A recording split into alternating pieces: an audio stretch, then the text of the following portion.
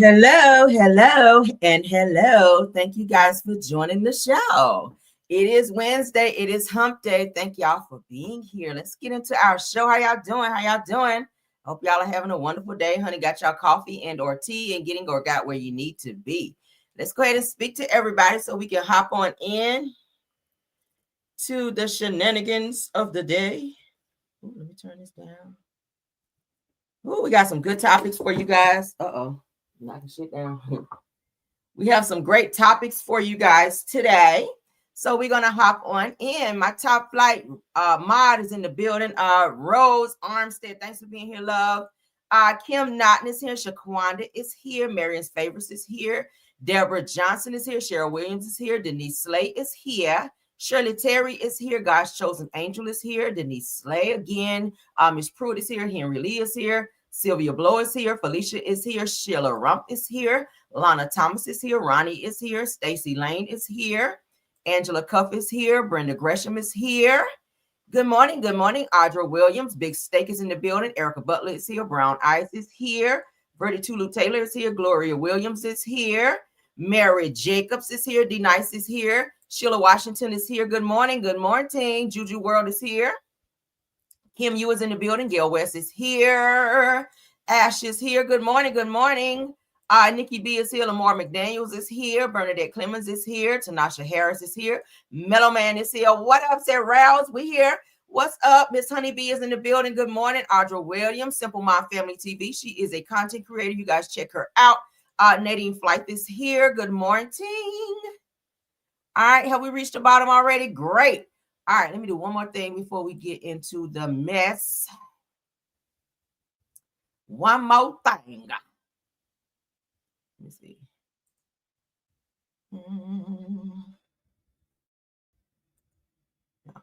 Y'all bear with me. Give me 1 second. Okay, because I got one more thing that I forgot to do. Trying to rush.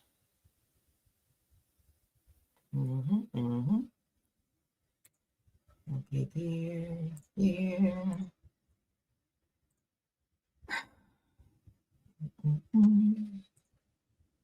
All right. And there we go. Okay, yes.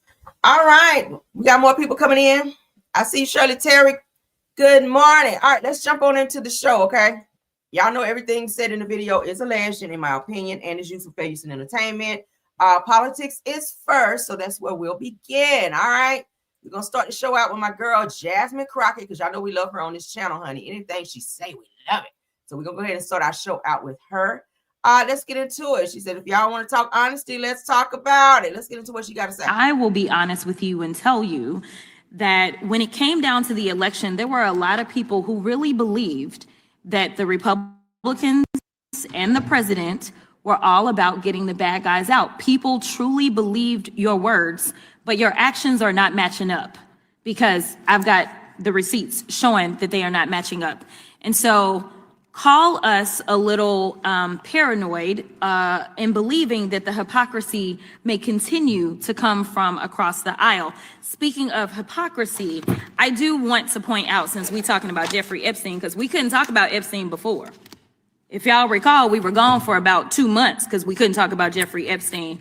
And now everybody wants to act as if they want to have like a real honest conversation about the victims and the survivors and everybody else. Where was this conversation a long time ago? And I know that y'all love to go back and say that Joe Biden didn't do it. You know, Joe Biden is blamed for everything. Joe Biden didn't do anything, and it was Joe Biden's fault. And why wasn't Joe Biden? Joe Biden didn't campaign on it. I just want to be clear. If y'all can run me the tape, then run me the tape. But you know, when you campaign and you go out and you make a promise, then we evaluate whether or not you actually meet your promises. So listen, if you can have this honest conversation about Epstein now, let's just go ahead with this lame duck president and be honest about everything that the American people care about. They care about affordability. They care about the fact that literally people are starving in this country, because we have 42 million people, and I don't remember any one of you during that almost 2-month break deciding to go on faux news or any other news outlet and say, you know what, it is wrong to have 42 million people that are relying on $6 a day to eat, and we have the money because somehow our president was able to find under the couch cushion, the one that JD wasn't sitting on, under the couch cushion, he was able to find 40, how much did he find to send to Argentina? 40, there we go. 40 billion to send to Argentina. But those emergency funds, he couldn't find them emergency funds so that Americans could eat. So listen, if y'all are gonna be honest and talk about Epstein right now, let's be honest about everything that is causing y'all to lose real bad. Did y'all see the election results on November 4th? It didn't go very well. So let's just start having honest conversations so that hopefully some of y'all in some of these tight seats, maybe y'all can get reelected and we can just work together. And there you go, all of that. All of that. So the promises, the hypocrisy, the receipts, because what you campaigned on and what you're doing, two very different things. I agree. And that's amazing to me how he had $40 billion to send across or overseas, but you couldn't get in, you couldn't tap into and or find the emergency money to feed the people right here in the US. That speaks volumes to the person that was voted into presidency to sit on a seat that's supposed to run our country. How the fuck are you running the country? And your concern is more so about the needs of the people outside of the country. I totally agree with what she had to say. Let's move along. All right. Marjorie Taylor Greene. All right. Y'all know she got read down by Jasmine Crockett. I will forever remember that read, honey. But let's get into the shenanigans of this next topic. Let's get into it, honey. Marjorie Taylor Greene says that as a day one supporter, seeing Trump turn the release of the Epstein files into a fight has been destructive to MAGA. The American people won't tolerate any other bullish. Oh, now you want to turn. Now you want to turn. They've been telling your silly ass the entire time who you've been going up for. Now you want to jump ship. Let's get into it. Now people's blinders are being snatched off. Now you see the light.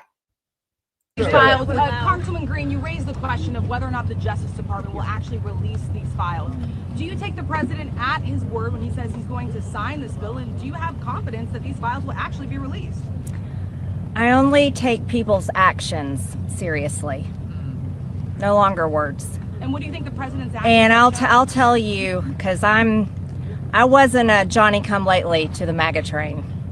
I was day one 2015, and there's a big difference in those Americans and those that decided to support President Trump later on. And I'll tell you right now, this has been one of the most destructive things to MAGA, is watching the man that we supported early on, 3 elections, for people that stood hours, slept in their cars to go to rallies, have fought for truth and transparency, and to hold what we consider a corrupt government accountable. Watching this actually turn into a fight has ripped MAGA apart. And the only thing that will speak to the powerful, courageous women behind me is when action is actually taken to release these files, and the American people won't tolerate any other bullshit. That's where we are today. Thank you. All right. So they're saying that Marjorie Taylor Greene is staying on Trump's neck. They said, do you think that the fight of Epstein files will be the straw that broke the camel's back for his other supporters as well? So she speaks on what she thinks. Now she see the light. It's so weird to me. All these people were in support of Trump and getting him into office and all the illegal things that he's been doing thus far. And now that Trump's ass is being held accountable and these damn Epstein files are being released because the bill has been passed for the Epstein files to be released. Let's go ahead and get into that. Yes, Lord. I feel like they've been trying to clear up some shit and get some people off that list before they took it. I believe that they should have been took it out, put the list out. But the House passes the release of the Epstein file transparency bill in rare 427-1 bipartisan vote. Hallelujah. All right, let's go ahead and get into that. That's Epstein right here on my screen with his bitch ass. He is no longer with us. The House of Representatives overwhelmingly approved the Epstein Files Transparency Act on Tuesday, which was yesterday, voting 427-1 to require the federal government to release as much information as legally possible about the late accused sex trafficker, Jeffrey Epstein.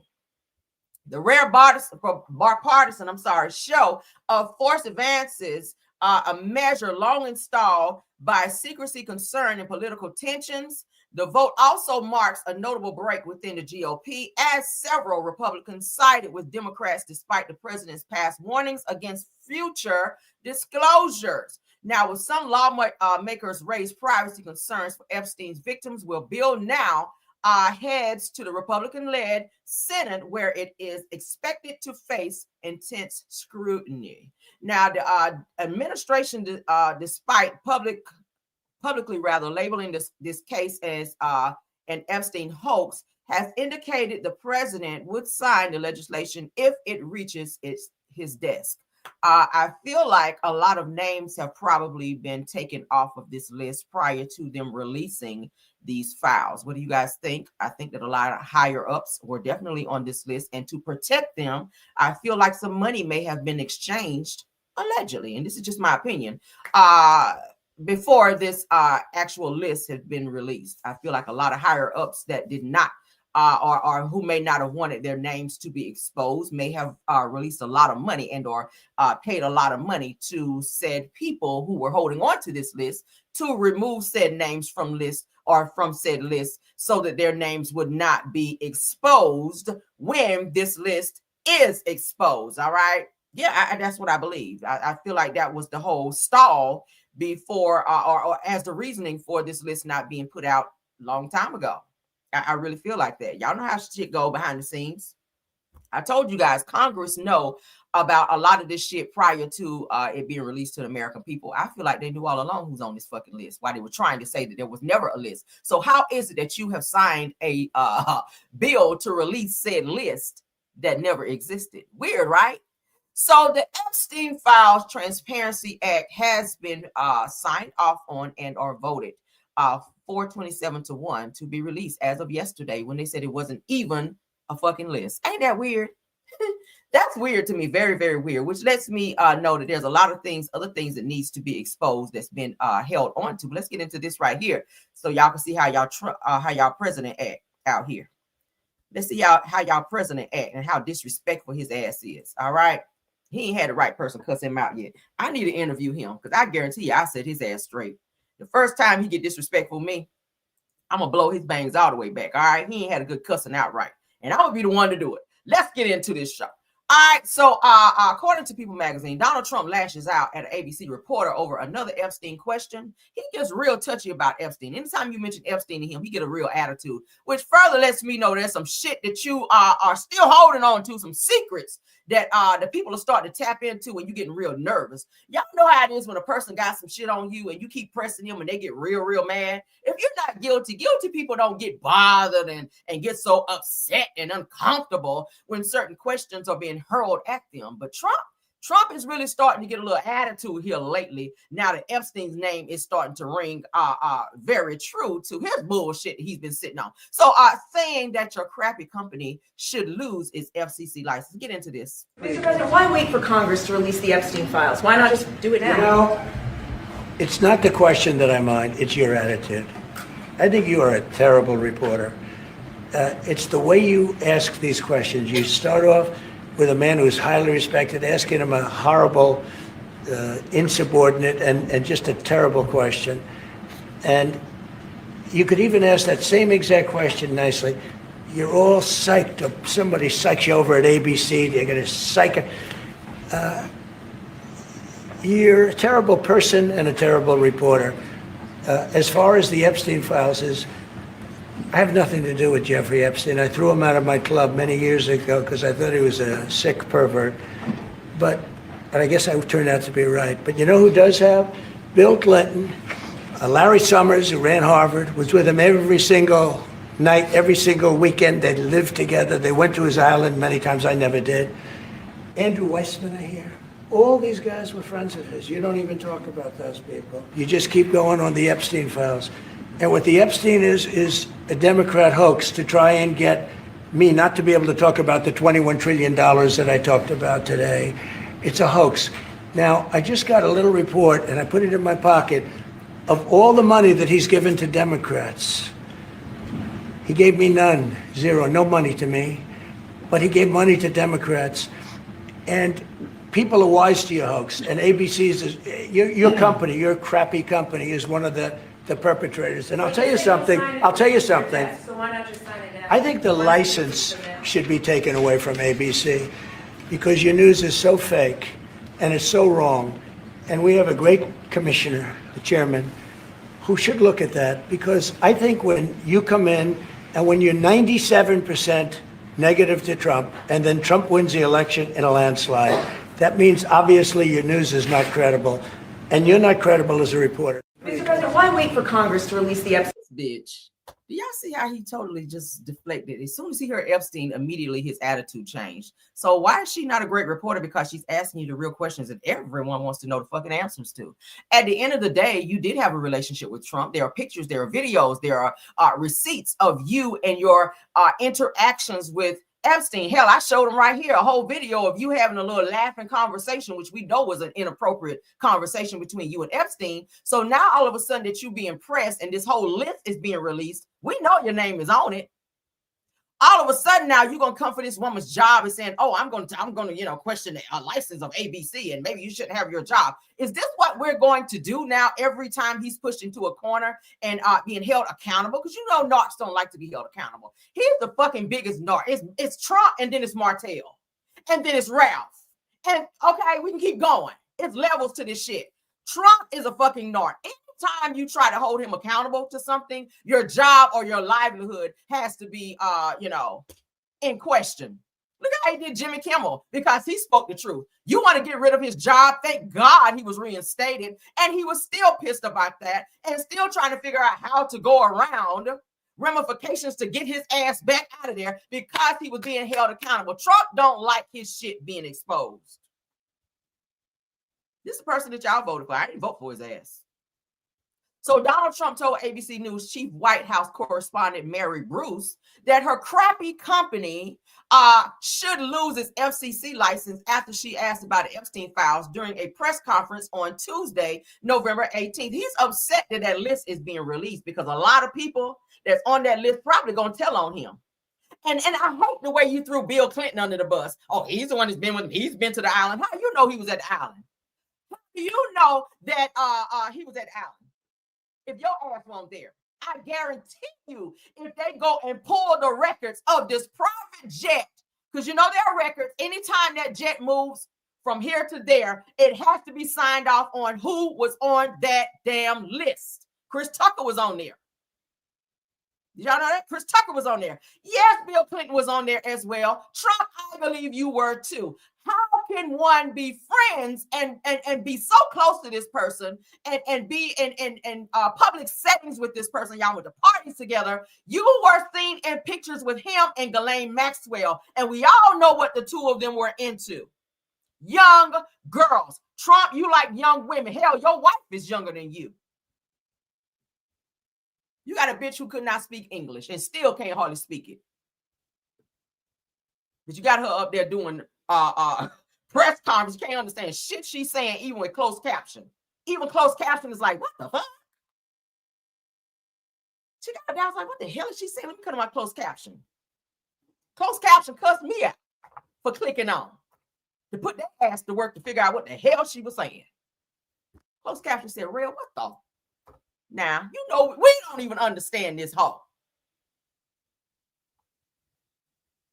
You know that's bad when closed caption cuss you out. What y'all think about this shit? Let's move on. I don't stay on that no more, child. He is ignorant. The most ignorant of them all. All right, so Jeffrey Epstein brother speaks. Yeah, closed caption was like, what the is this? I want to thank the American people for everything. Then shut up. That was her up there. Trump standing back like, that's my wife. You on that shit. I would like to thank the American people for all the things that you guys have done. Yes, we have sent $40 billion overseas. And we are going to thank all of the American troops for all of you good God, of all of your good works that you got. I said, bitch, what? Excuse me?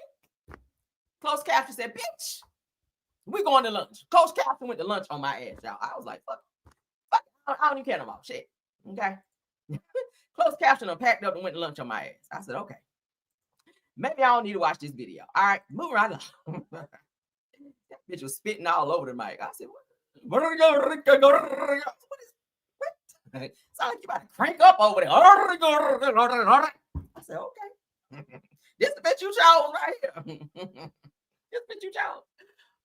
Jeffrey Epstein's brother, all right, said that he was told the reason that everyone is now okay with the Epstein files being released is because they're sanitizing, girl. They sanitizing the documents to allegedly remove Republicans' names. Didn't we just talk about that? That's why they've been holding up this damn list. I just told y'all. And Epstein's brother then came forth and said the shit. Let's get into it. What I do want to talk about is I've been recently told the reason they're going to be releasing these things and the reason for the flip is that they're sanitizing these files. There's a facility in Winchester, Virginia, where they're scrubbing the files to take Republican names out of it. That's what I was told by a pretty good source. What I do want to talk about is I've been recently told the reason they're going to be releasing these things and the reason for the flip is that they're sanitizing these files. There's a facility in Winchester, Virginia, where they're scrubbing the files to take Republican names out of it. That's what I was told by a pretty good source. What I do want to talk about is I've been recently told the reason they're going to be releasing these things and the reason for the flip is that they're sanitizing these files. There's a facility in Winchester, Virginia, where they're scrubbing the files to take Republican names out of it. That's what I was told by a pretty good source. All right, sir. So I hope they got him in protective custody because when you get to telling shit like that, now that's when the higher ups they go ahead and get somebody to get you on up out of here. That's probably why your brother ain't here because he started talking. Okay. Now they out here fabuloso in the files out here. He said they sanitizing. They fabuloso in the files out here. And Republicans' names are being removed. All right. Republicans got a little change over there at the bank. So somebody been writing some checks and somebody got some cash apps and some Zelle payments. So their names don't be up on this damn list when it become public. Okay. Yeah, y'all was over there doing some very egregious things with them little young girls is what was going on. And y'all asses don't want to be released. I heard Oprah's name was on there too. I heard Oprah's name was on there too. So was you laid back? Okay. Was you laid back over there like Sophia? Over there at Epstein Island? Over there with the young girls too? Oprah, I love you, Oprah. I love you.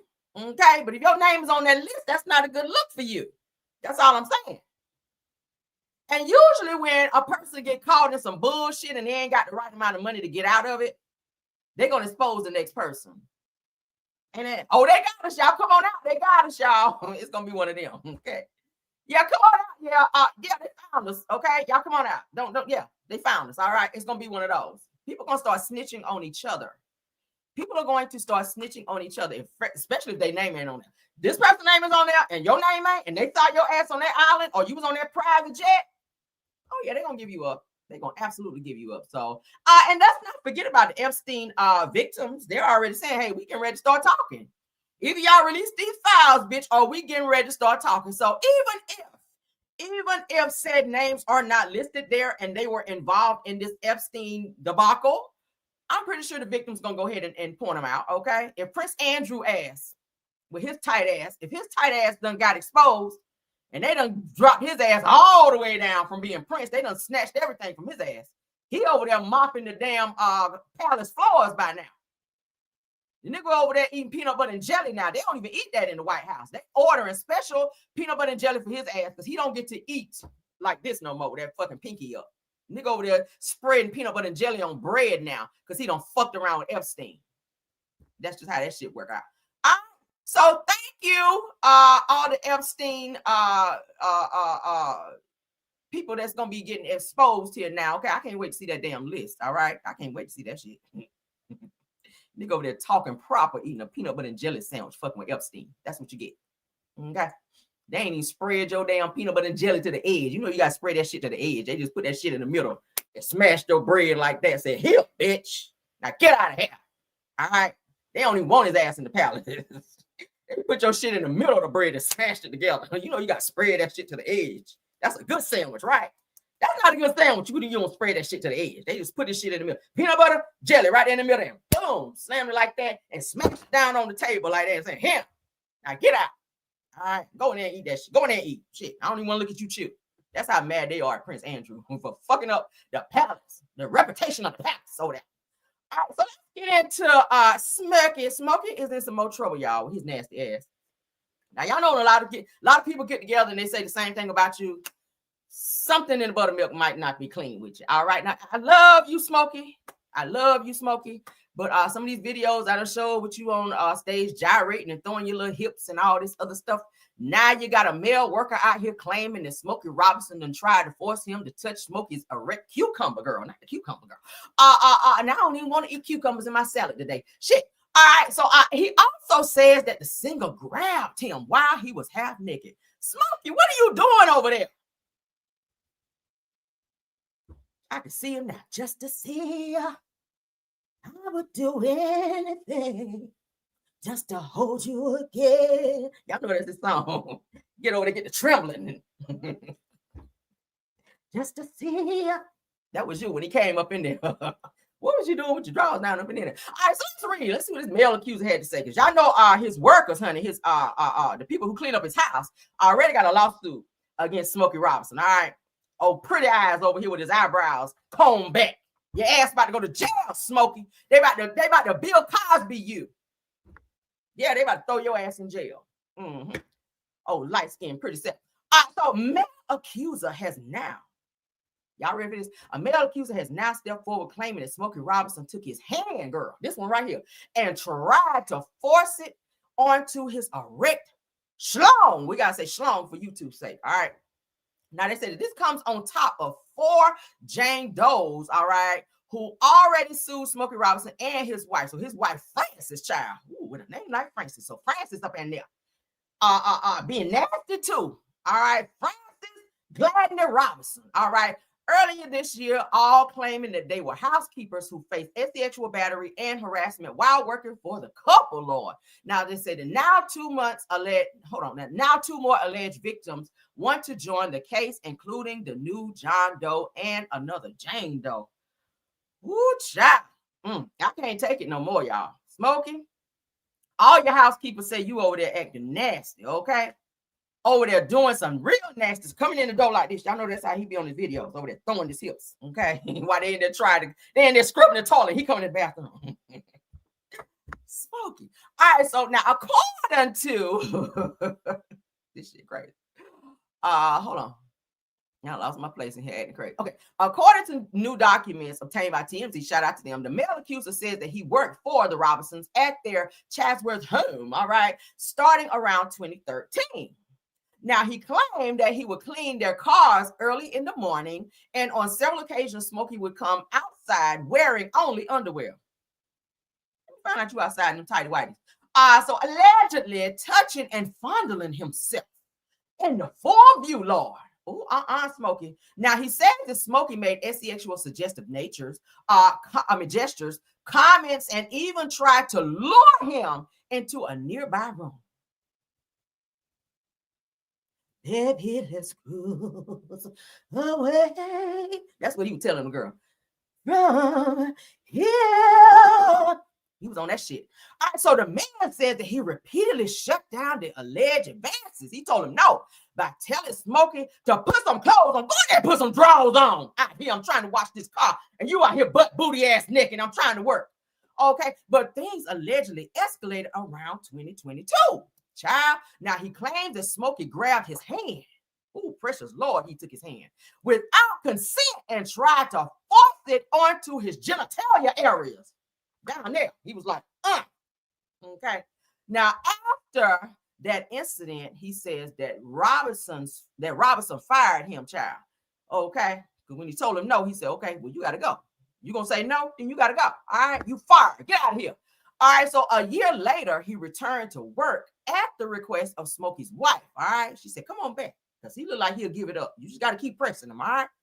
All right, so Maria and them in there, they complying.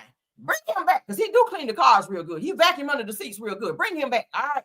So let's try him one more time and see if he's going to let you touch down there right quick. All right. So a year later, he returned to work at the request of Smokey's wife and claims the same behavior started right on back up. So they weren't done with his ass.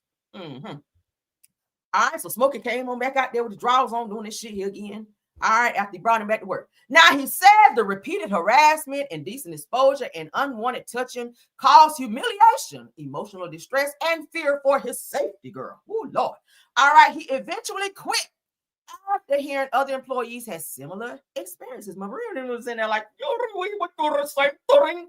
I was in there throwing the laundry, and Smokey and his wife came in there and proceeded to try to touch me too. You know they were foreign. All right, so I said that the new Jane Doe joining the lawsuit's child claims that she also worked as a housekeeper and said that Smokey allegedly grabbed her hand, child, always start with the hand, right, over 10 times and tried to force her to touch him as well. Now, what's your wife's name up here? Let's go back to your wife. Francis won't over there trying to up and grab and touch your cucumber while you over there messing with the housekeepers. They trying to clean your house, and you ain't got Francis in there. Yeah, Francis go in there and put that gown on with the ruffles up here. All right, so TMZ reports that they reached out to Smokey's Cam. Of course, you know they're not talking because this is an open investigation. All right, and the attorneys for the alleged victims. So far, nobody responded. They're not going to respond because there are several lawsuits against Smokey. All right, child, Smokey, just going to pay these people. Shit, that's what it's going to come down to. That's what it's going to come down to. I don't think nobody's going to get no jail time, but I do think that Smokey's going to have to pay out a very substantial amount of money. All right, 4 housekeepers, and now this guy. Smokey, are you one of them now? Are you broke? Is your wrist broke too? Okay, I don't know who you been singing to all these years. I would go anywhere. Where you going? Shit. All right, you about to go to the courthouse. That's where you're going because they're about to sue your ass. All right, moving right along. Now, I did not want to talk about this next topic because I try not to talk about too much like unalivings over here on my channel. I kind of hit it and quit it. We'll touch on it and then we get up off of it. But this topic here, now that this person is being looked into, the authorities are on his ass. Let's go ahead and get into this. I know you guys have seen this topic many times on social media. He is I think he's like an R&B artist or something like that. I don't listen to his music because he's mad weird. But singer David, reportedly a suspect in investigation of teen girl found unalive in his Tesla. So how fuck you don't know somebody's unalive in your Tesla? This person was dismembered as well. How he did not know about that or had nothing to do with it is weird to me. I've been reading up on this. Again, I ain't want to talk about it because of the nature of the story. But we're going to be as light on this as we can, okay? Let's go ahead and get into it. Shout out Neighborhood Talk. We begin with breaking news in the case of Celeste Rivas, the 15-year-old girl who was found dead inside the front trunk of a Tesla belonging to singer David. According to TMZ, investigators are now looking at the singer, whose real name is David Anthony Burke, as a suspect and have deemed Rivas's death a homicide. Rivas was reported missing from Lake Elsinore back in April of 2024. Her body was then found inside the Tesla in September of this year while the car was parked in a Hollywood tow yard. It's believed her body was inside the vehicle for several weeks. The LAPD has not confirmed any new details to KTLA, and the LA County Medical Examiner's Office has not yet determined an official cause or manner of death. Toxicology results are still pending. We begin with breaking news in the. So again, how do you not know that an unalive person is in your trunk? Do I feel like he has something to do with it? I do. It was said that he did kind of lure her somewhere, that she was seeing him. They had matching tattoos. So they did have some type of interaction and or relationship, whether it was inappropriate or not. I think she was too young for him, which is why he is trying to separate himself from said situation. He's a grown-ass man out here. She was only 15. What you were doing to 15-year-old is so beyond me. You are an R&B artist. You can get any girl you want. So I'm not sure what your infatuation with her was, but this young girl is no longer here. All right. Let's go ahead and read up on what they're saying. A major update has been reported in the unaliving of 15-year-old Celeste Rivera Hernandez. on Tuesday, November 18th, according to TMZ, shout out to them as well, reported that rising R&B singer David, legal name David Anthony Burke, is now being considered a suspect in her unaliving. Now, the outlet says that investigators are looking into a trip he allegedly took earlier this year to a remote area in Santa Barbara County. They asked about the report. An LAPD spokesperson said that the department could not confirm it, though other outlets have reported similar details. All right, so Rivers had been missing from Lake Elsinore Elsinore, okay, since April of 2024 when she was 13. My God. Her remains were later found on September 8th inside the front truck of a Tesla linked to Burke after employees at Hollywood Tow reported a foul odor coming from the abandoned vehicle. Now, police previously said that Burke was cooperating with investigators, and in September, a search warrant was executed at a residence that he was reportedly renting. He came after Rivers' mother told authorities her daughter had a boyfriend named David. So all this time you've been seeing on the news that this girl was missing, that something may have happened to her, and that the body was found in a Tesla. You never came forward to say anything. They say for now, no charges have been filed against David, but I did read in another publication that he has stopped cooperating with authorities. Now, my thing is, if this is your friend, something happened to her, you should be cooperating to find out what happened and who did something to said girl. I think you're not cooperating because you have something to do with it. That's usually how that shit works out. You shouldn't have had any interaction. I feel it was inappropriate because she was a young girl. She was 13 years old when you initially started dealing with her. Whatever it was that you guys had going on, you a grown-ass man. You should not be hanging with a 13-year-old. It's inappropriate on all levels, okay? What the fuck kind of interaction or conversation do you need with a 13-year-old? All right? She appeared to be a young girl who had some issues at home, which usually those be the ones that wind up, with something happening to them because they're out doing things they probably should not be doing. The parents, have some behavioral issues with them. She seemed to be one of those people, and she was looking for love in all the wrong places. And I feel like he allegedly, okay, because that's my opinion, I feel like he did something went wrong with them that particular day. Maybe he became aggressive with her. Something went too far. He unalived her, tried to cover things up. It was said that her body was dismembered. So do I feel like he had something to do with it?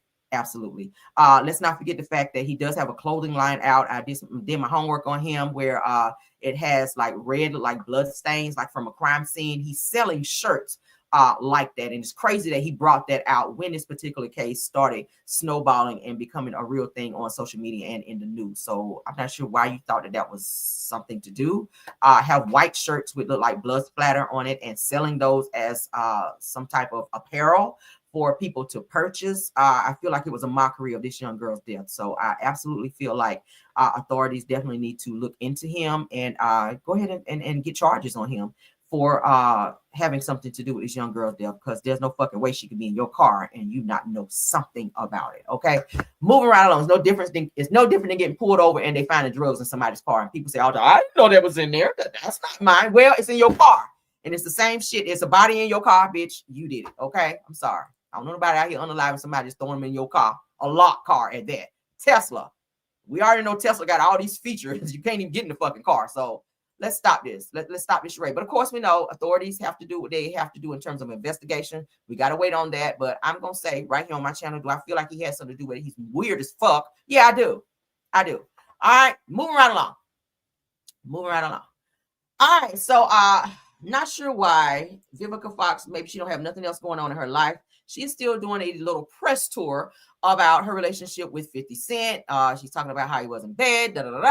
Let's get into it. She sat down with Sherry Shepherd. I do like her. I like Sherry Shepherd. Y'all know she just got her star on the Hollywood Walk of Fame. Again, congratulations on that. Jasmine Brand, shout out to them. Vivica A. Fox says that the orgasms, okay, the O word, were fabulous, while reflecting on 50 Cent's romance reveals where they stand today. Now, y'all know that she had some things to say about him. And he responded, of course, with a petty response. Let's go ahead and get into what she had to say first, then we'll walk that down. All right. You said, you've done self-healing, and you said, but it took some time, and now I can actually laugh about this. Yes, and I was glad he had a funny response about it as well. We're no longer fighting, y'all. Oh, this is so yeah. But I did notice You said, you done self-healing, and you said, I did notice that he said he would put you in the Matrix. That would be nice to go into the Matrix. And you know what else made it great? He said he loved me. Yes, he did. Absolutely. And you guys, I will always have, you got that one. That you always got a little special place. I did notice that he said he would put you. She's still gushing. What has this been, like almost 30 years since they were together? Girl, get over it. 50 Cent must have some bomb schlong. I keep telling y'all, 50 Cent, he said this publicly, that any woman that he date, and I think I told y'all this before, any woman that he date and or have a relationship with where it turns asexual, they have to agree that it has to be recorded, like filmed, because he wanted to cover himself so that women can't go back and say, or come back and spin the block and say, oh, he forced himself on me, or he made me do this. Like, he wanted to be seen as something consensual. So he says that any relationship that he is in or that he's been in, that he does film it, and the person that he's with has to agree in order to be in certain intimate situations with him. So my question is, do you have some footage of Vivica Fox? Because the way she's sitting up here smiling, child, it sounds like he rocked her world, because she's still 30 years later, honey. She just got that ping yesterday. So let's go. You in the Matrix. That would be nice to go into the Matrix. Anybody ever been in the Matrix? That sounds good. And you know what else made it great? He said he loved me. Yes, he did. Yeah. We are in a good place, and I'll take the blue pill. Okay. But girl, I was talking about that. You always got that one. I know I got that one, and my goodness. We are in a good place. My goodness, the orgasms were fat. Yes. Yes, honey. Yes. Remember the time. Remember the time. Oh, my goodness, the orgasms were fat. Well, alrighty then. Okay. 50 Cent. Go on and please give her one more again. Okay, go on over there, hit that one more again so she can calm down. She might not have had nothing good after 50 Cent, okay? Because you still reminiscing about him. And I'm pretty sure you had plenty boyfriends and plenty situationships since 50 Cent, like 30 years ago. I hope you have, okay? Yeah, 50, so I'm pretty sure 50 balls deep over there. So 50 Cent, Vivica Fox, child, she setting the record straight and spilling some tea on it. So the actress recently made headlines after sharing that she wishes that she could advise her younger self not to date rappers. A statement that she made while speaking at the Chicago Ultimate Women's Expo. Okay. Not all rappers are that way, I'm pretty sure. Okay. It's just the ones that you choose. Some girls like that little rough neck side. I like a little rough side too. I don't like no moist ass man. Put some bass in your voice and, talk to me, with some authority. I don't like no moist ass man. Like, get back at me. I like that shit. But anywho, and I think Vivica, everybody grow up, everybody have that phase in terms of what they like. And I think she like a little roughneck in her life, and ain't nothing wrong with that. Everybody like a little roughneck. Everybody like a little this, a little that. Let's continue. My mind almost went somewhere. As many may recall, Vivica A. Fox was once in a whirlwind relationship, as you guys know, with 50 Cent in the early 2000s. Said that this isn't the first time that she's reflected on her past with the many men artists. Okay, after her latest comment went viral, 50 reacted on Instagram saying that he still has love for Vivica, but added, damn, it's been 22 years. All right, well, 22, not 30, but still, that's a long time. So during the sit down with Sherry Shepherd, Vivica emphasized that things are peaceful between them now, noting that they're no longer fighting and finally in a good place. Girl, after 22 years, I hope not. So she went on to add that 50 is an ex who will always hold a special place in her heart. And she even admitted that the OGs, child, okay, those were fabulous. So shout out to her for bigging up 50 Cent. I know that made him smile when he heard that. I'm pretty sure it did. Y'all know that stroke a man ego when a woman kind of, verify his shit like that. So I'm pretty sure 50 was like, oh, who, me? Oh, okay. I know he was on that shit. But shout out to Vivica for acknowledging that 50 Cent rocked her world, okay? Moving right along. Y'all know you don't forget, child, when you find that one that throw your child, put your head behind the damn headboard and you can't find your wig when you get done, and you don't give a fuck about that wig after that. And when you find one like that, you don't forget that shit. You really don't. Okay. You done called on the Lord and all 12 of his damn disciples up in there. You done ripped the whole damn ceiling fan down and done scuffed up the dresser. All that. What's that mean? I don't know. right, let's get into the next topic. All right, spiritual word. Shout out to them. Kelly Clarkson, honey. Kelly Clarkson sits down with comedian Leslie Jones. She is crazy as hell. If you guys have not seen her stand-up comedy, I don't know what you're doing with your life. All right, she says, I don't understand how a man wouldn't want a woman like me. Y'all crazy in the chat. All right, Sarah Real, you sure right. Y'all know I'm right. Y'all know you'll forget that shit. You find that one that crack your back just right, honey. You're like, oh my God, I didn't know my back could do that. All right, you will never forget that. Okay, have you heal with it. Okay. All right. So back to the show. Let's go ahead and hear what she had to say, and then we'll talk about it. Okay. Sick of men telling me, "Oh, well, you know, you hardcore." Yes, I am. Can you handle it? Oh, well, yeah. What you bringing to the table? I am the table.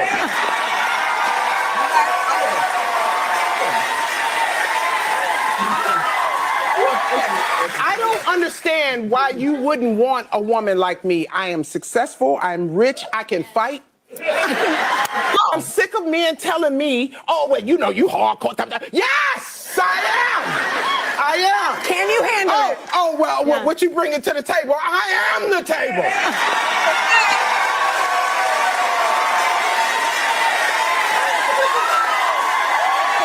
I don't understand why you wouldn't want a woman like me. I am successful. I'm rich. I can fight. I'm sick. I like her. Okay. You have to understand her comedy. You have to understand her just everything about her aura. I just like her. She's funny as hell. All right. A lot of people see her, a lot of guys see her probably as kind of intimidating because she do come off as a little aggressive in tone and in her stance in terms of how she see guys. You know, she's very tall, she's big as hell. She probably tower over most men, but at the end of the day, I think she does have a great heart.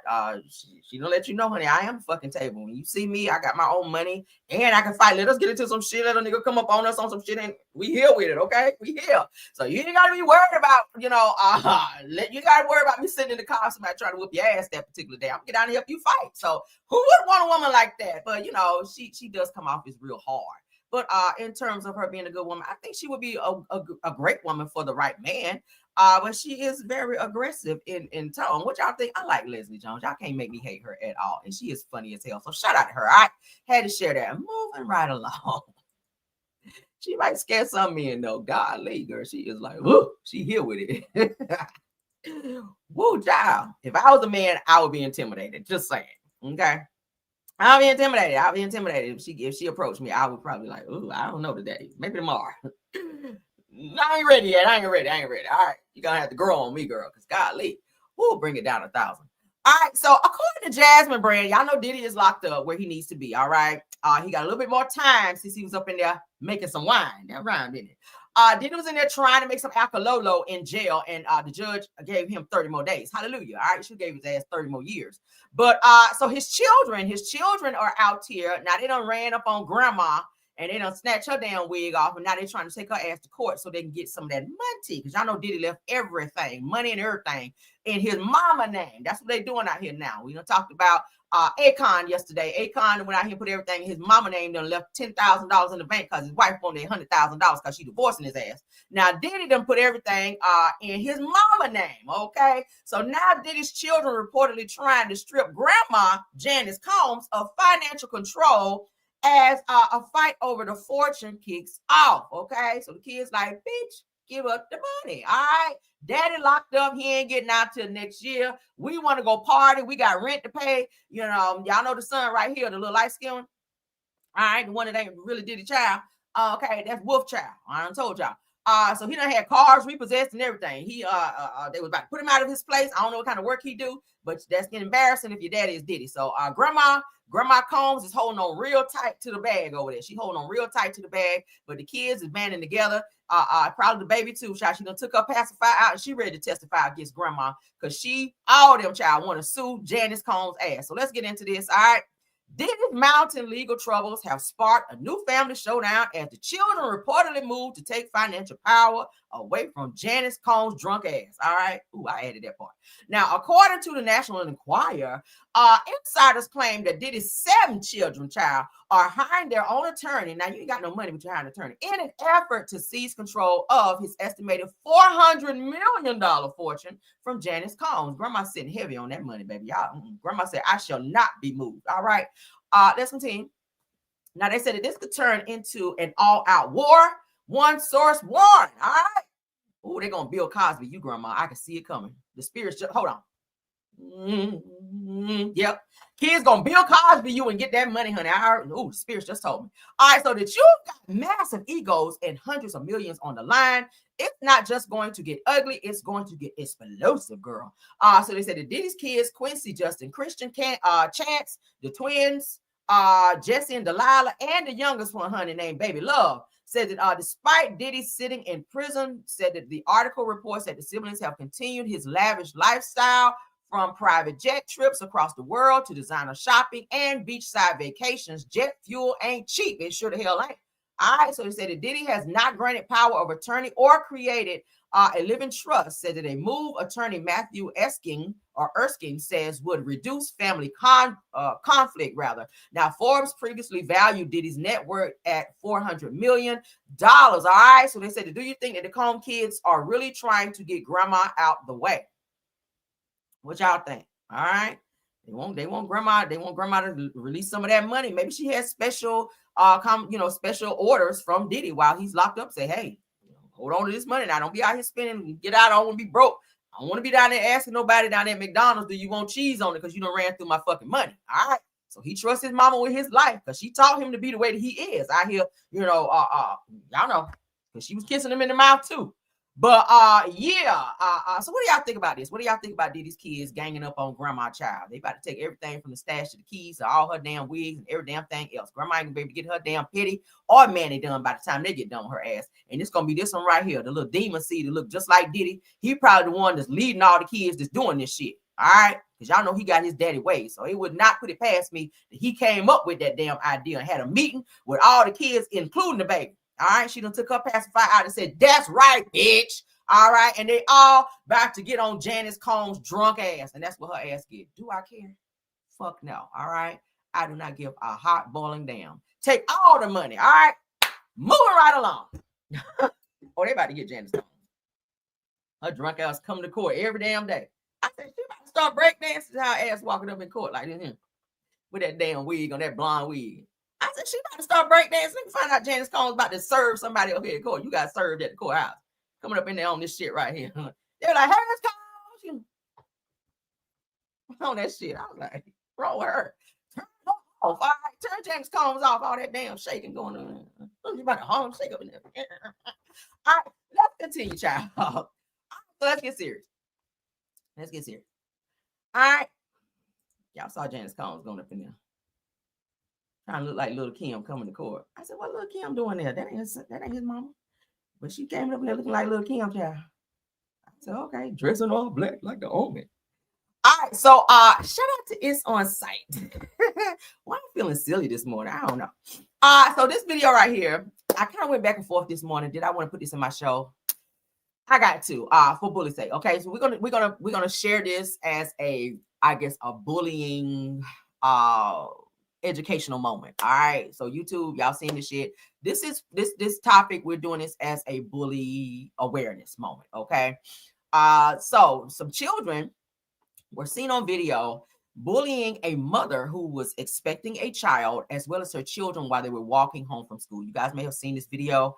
Well, I'm not going to be able to show you all of it, just enough for you guys to understand what's going on. All right, let's read up first, and then I'll show you guys a snippet of the bullshit that happened in this video. Okay, this was horrible. Parents, you got to teach your kids that this shit is not okay. And then to film it, you are on film doing this shit. This woman was pregnant with a child, and she's walking home with her children from school, and these children, disrespectful as hell, walking up behind her, cussing at her, saying all types of disrespectful stuff to her and her children. Then they corner this woman in almost like an alley type fence type situation, and they walk up on her. They start swinging on her. This woman falls to the ground, and they proceed to put hands and feet on this woman. She is expecting. And they also assault her child, who was scared. He was afraid. He was holding on to his mom. That really touched me, because I was just like, what the fuck kind of kids are we raising nowadays? Ugh. All right, so let's read Because y'all know I'm about to get mad, child. Hold me back, Lord. All right, so a disturbing video out of Chicago shows a mother and her 2 kids getting berated and attacked by a group of children while they were simply walking together. All right. The kids were cursing at them, making comments about their appearance, and then rushed them. Okay. Said we can't show the full clip to IG rules, but even the parts that we can post are wild. Said the kids look extremely young, and they were. They look like they might have been middle school. And the mom ends up trying to shield her children while she also got hit herself. So activist Jamal Green says that the students involved attend Bright Elementary, even though the school is not shown in the clip. All right, officials have been notified, so the police do know about this. And it says that they have more updates to come. So I'm just going to show you guys a snippet. Not even enough for you two to be like, bitch, what the? Okay. Don't touch my brother. Look at them bitches, bad crackhead. Other bitches more. You see, they're surrounding, they're cursing at, and this is right before they start attacking the mother who is here, who, as I told you guys, are expecting. This is her son who is already crying. He's afraid because they're starting to close in on and approach them to get ready to attack them. All right, this was horrible. All right, so let's stop sharing. You guys already know what's going to happen. We don't have to show any further. Now, one of the young girls who was involved in this, her mother made her go live. Okay, made her go live. Let's go ahead and share so y'all can see this. This is not okay. It's absolutely not okay. All right. Okay. According to the North Carolina Beat, so a Chicago girl who punched the mother, so she was the aggressor. Okay, she was seen as the aggressor in the video that was recorded. I'm not sure who was recording. Obviously, one of the other kids. The mother forces her daughter, who was involved in this, to apologize. Okay, to the people in said video that were attacked. Okay, you guys can see in the picture here what happened here. So let's get into the mother coercing her daughter into apologizing, and then she gonna tell the people, don't come on here with all that extra stuff because she is a child. Well, was she a child when she was doing the shit she was doing? Like, hello, I need some accountability to be taken. Now, I'm not saying to sit back and allow somebody to say some very disrespectful stuff to your child, because again, yes, it is a child. But the fact that you came on here and trying to tell people what they can and cannot say after seeing said video of your daughter being the aggressive, attacking another adult and a younger child, like what kind of raising are you doing? What kind of accountability are you teaching your child? I think that shit land on you. But let's get into it. Then we're gonna get into it. Y'all to meet Kamira. She is one of the children that was a part of the fight at OT Bright School on yesterday. We're just coming live so she can say her piece and take accountability. I won't say too much. And please, anyone that decides to say anything, keep it respectful. This is the child.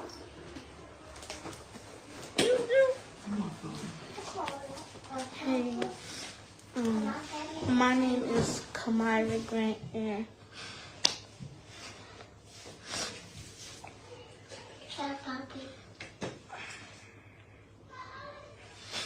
I was wrong for everything.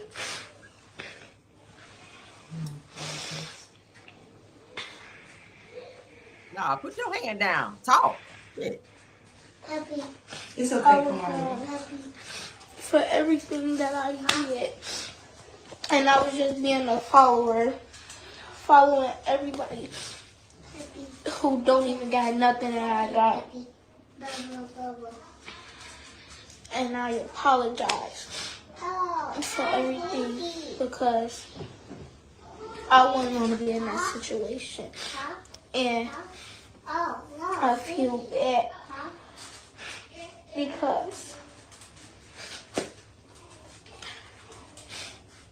it's okay. I gotta go through so much. But you gotta go through so much. I wish I would never did what I did. Do you have anything to say? I think her name is Shauna. I was a bit. People think.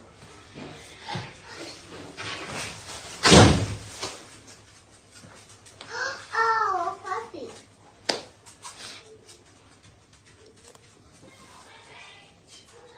Somebody I'm not. Oh, puppy.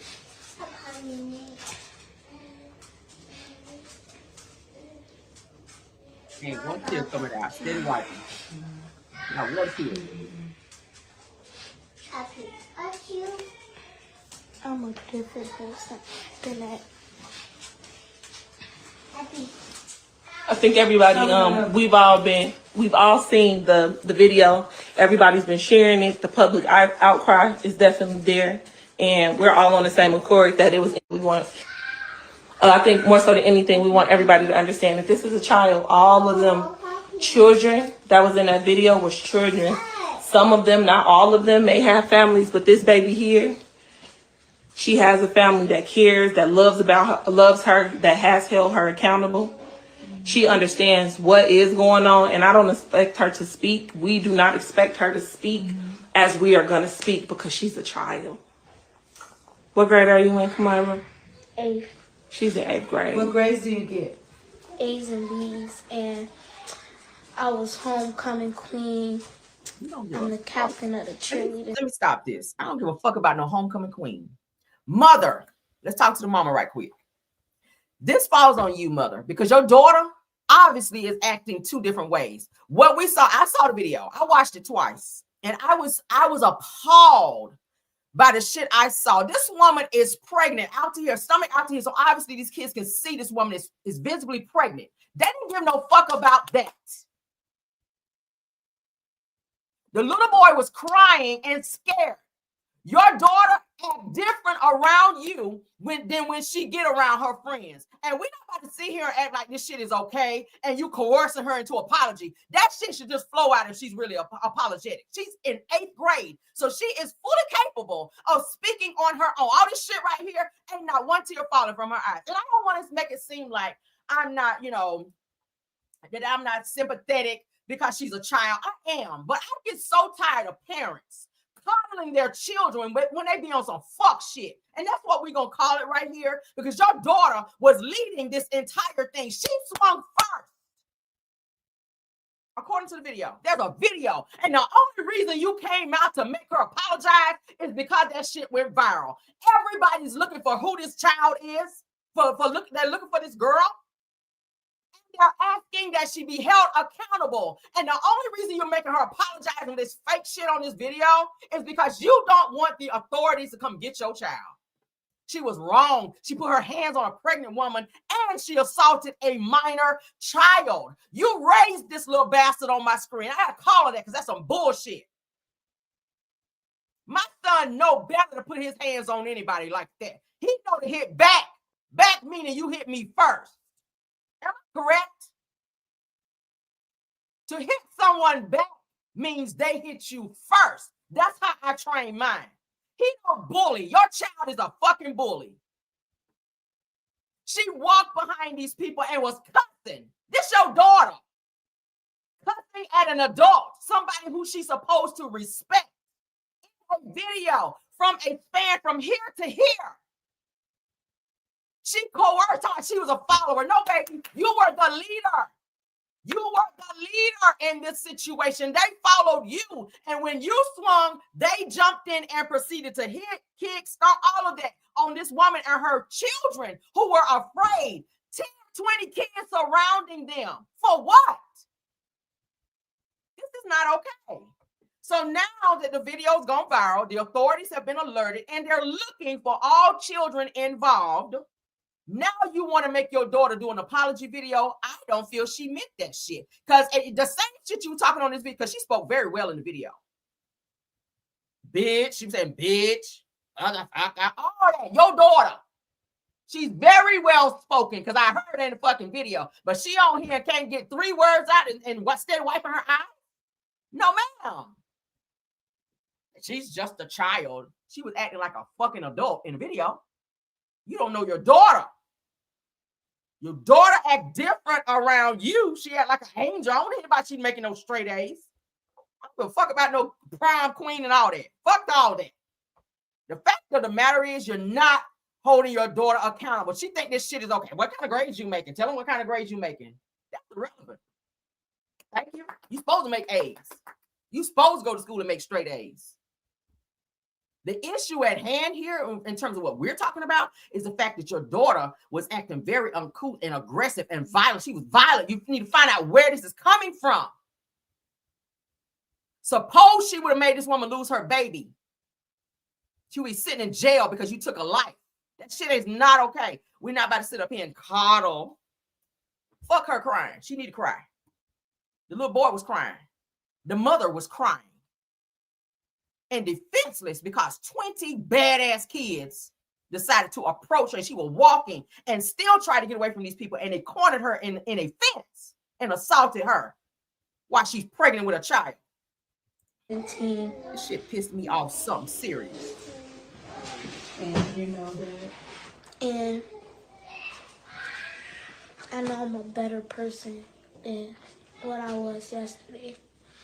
So you changed overnight. I'm a better person than I was yesterday. Why? Because your mama said something to you. Why? Because the video went viral? And I can make a difference. You will make a difference, right? I will make a difference. Okay. So whoever laughing, whatever that's about, I want y'all to know that this baby, as well as all the other babies that's in that video, are very much our future. So if we laughing at them, we laughing at ourselves. So we want to make sure that we check that. And she know the role that she played in this. And I want y'all to know that this is not the kid that she is, nor will she let. That's who she is. That's the problem. Y'all have not accepted that your daughter, niece, sister, who the fuck else she is to you, is a fucking violent individual. And y'all will not address that. And because you don't go get her some counseling and figure out where these violent tendencies are coming from,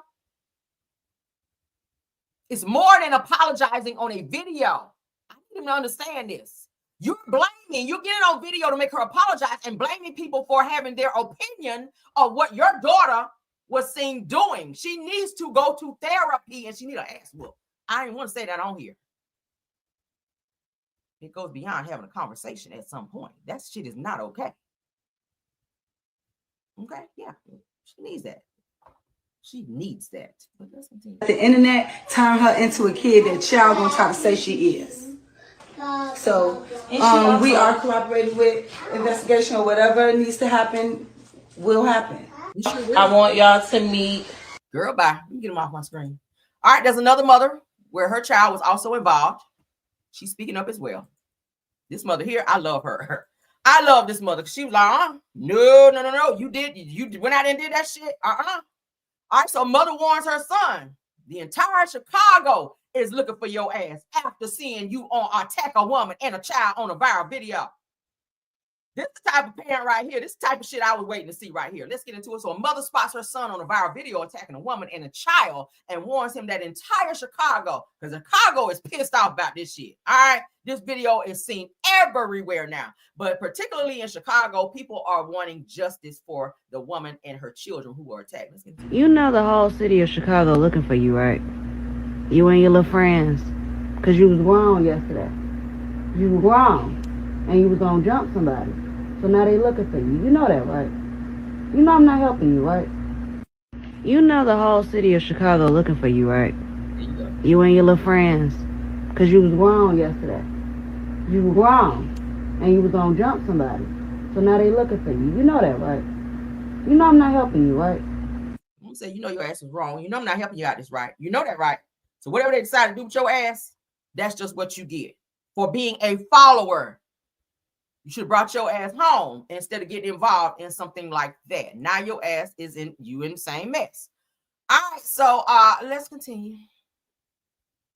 What y'all think about that? Oh, that made me so mad.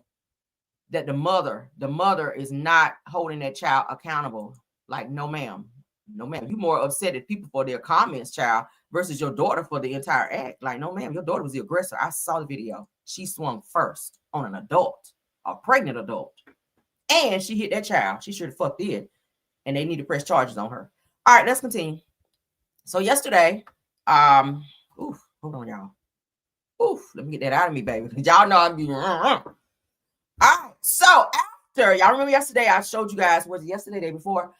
This week on Car Chronicles, we saw a video where a young woman who was made to leave the hospital while she was in labor, where she gave birth in her truck. You guys remember we talked about that. So after a highway birth, the couple hires an attorney to push for charges at an Indiana hospital. Y'all remember this story that we talked about? Of course, y'all know any stories we talk about, we spin the block and we do updates on that. So shout out to Fox 32. Let's go ahead and get into that. Family demands accountability from Indiana hospital after highway birth. All right. after the ad, of course. Okay. I'll make it big so you guys can see it. The Wells family says the experience was traumatic, discriminatory, and dangerous. And tonight they are calling for Franciscan Health Crown Point to make some serious changes.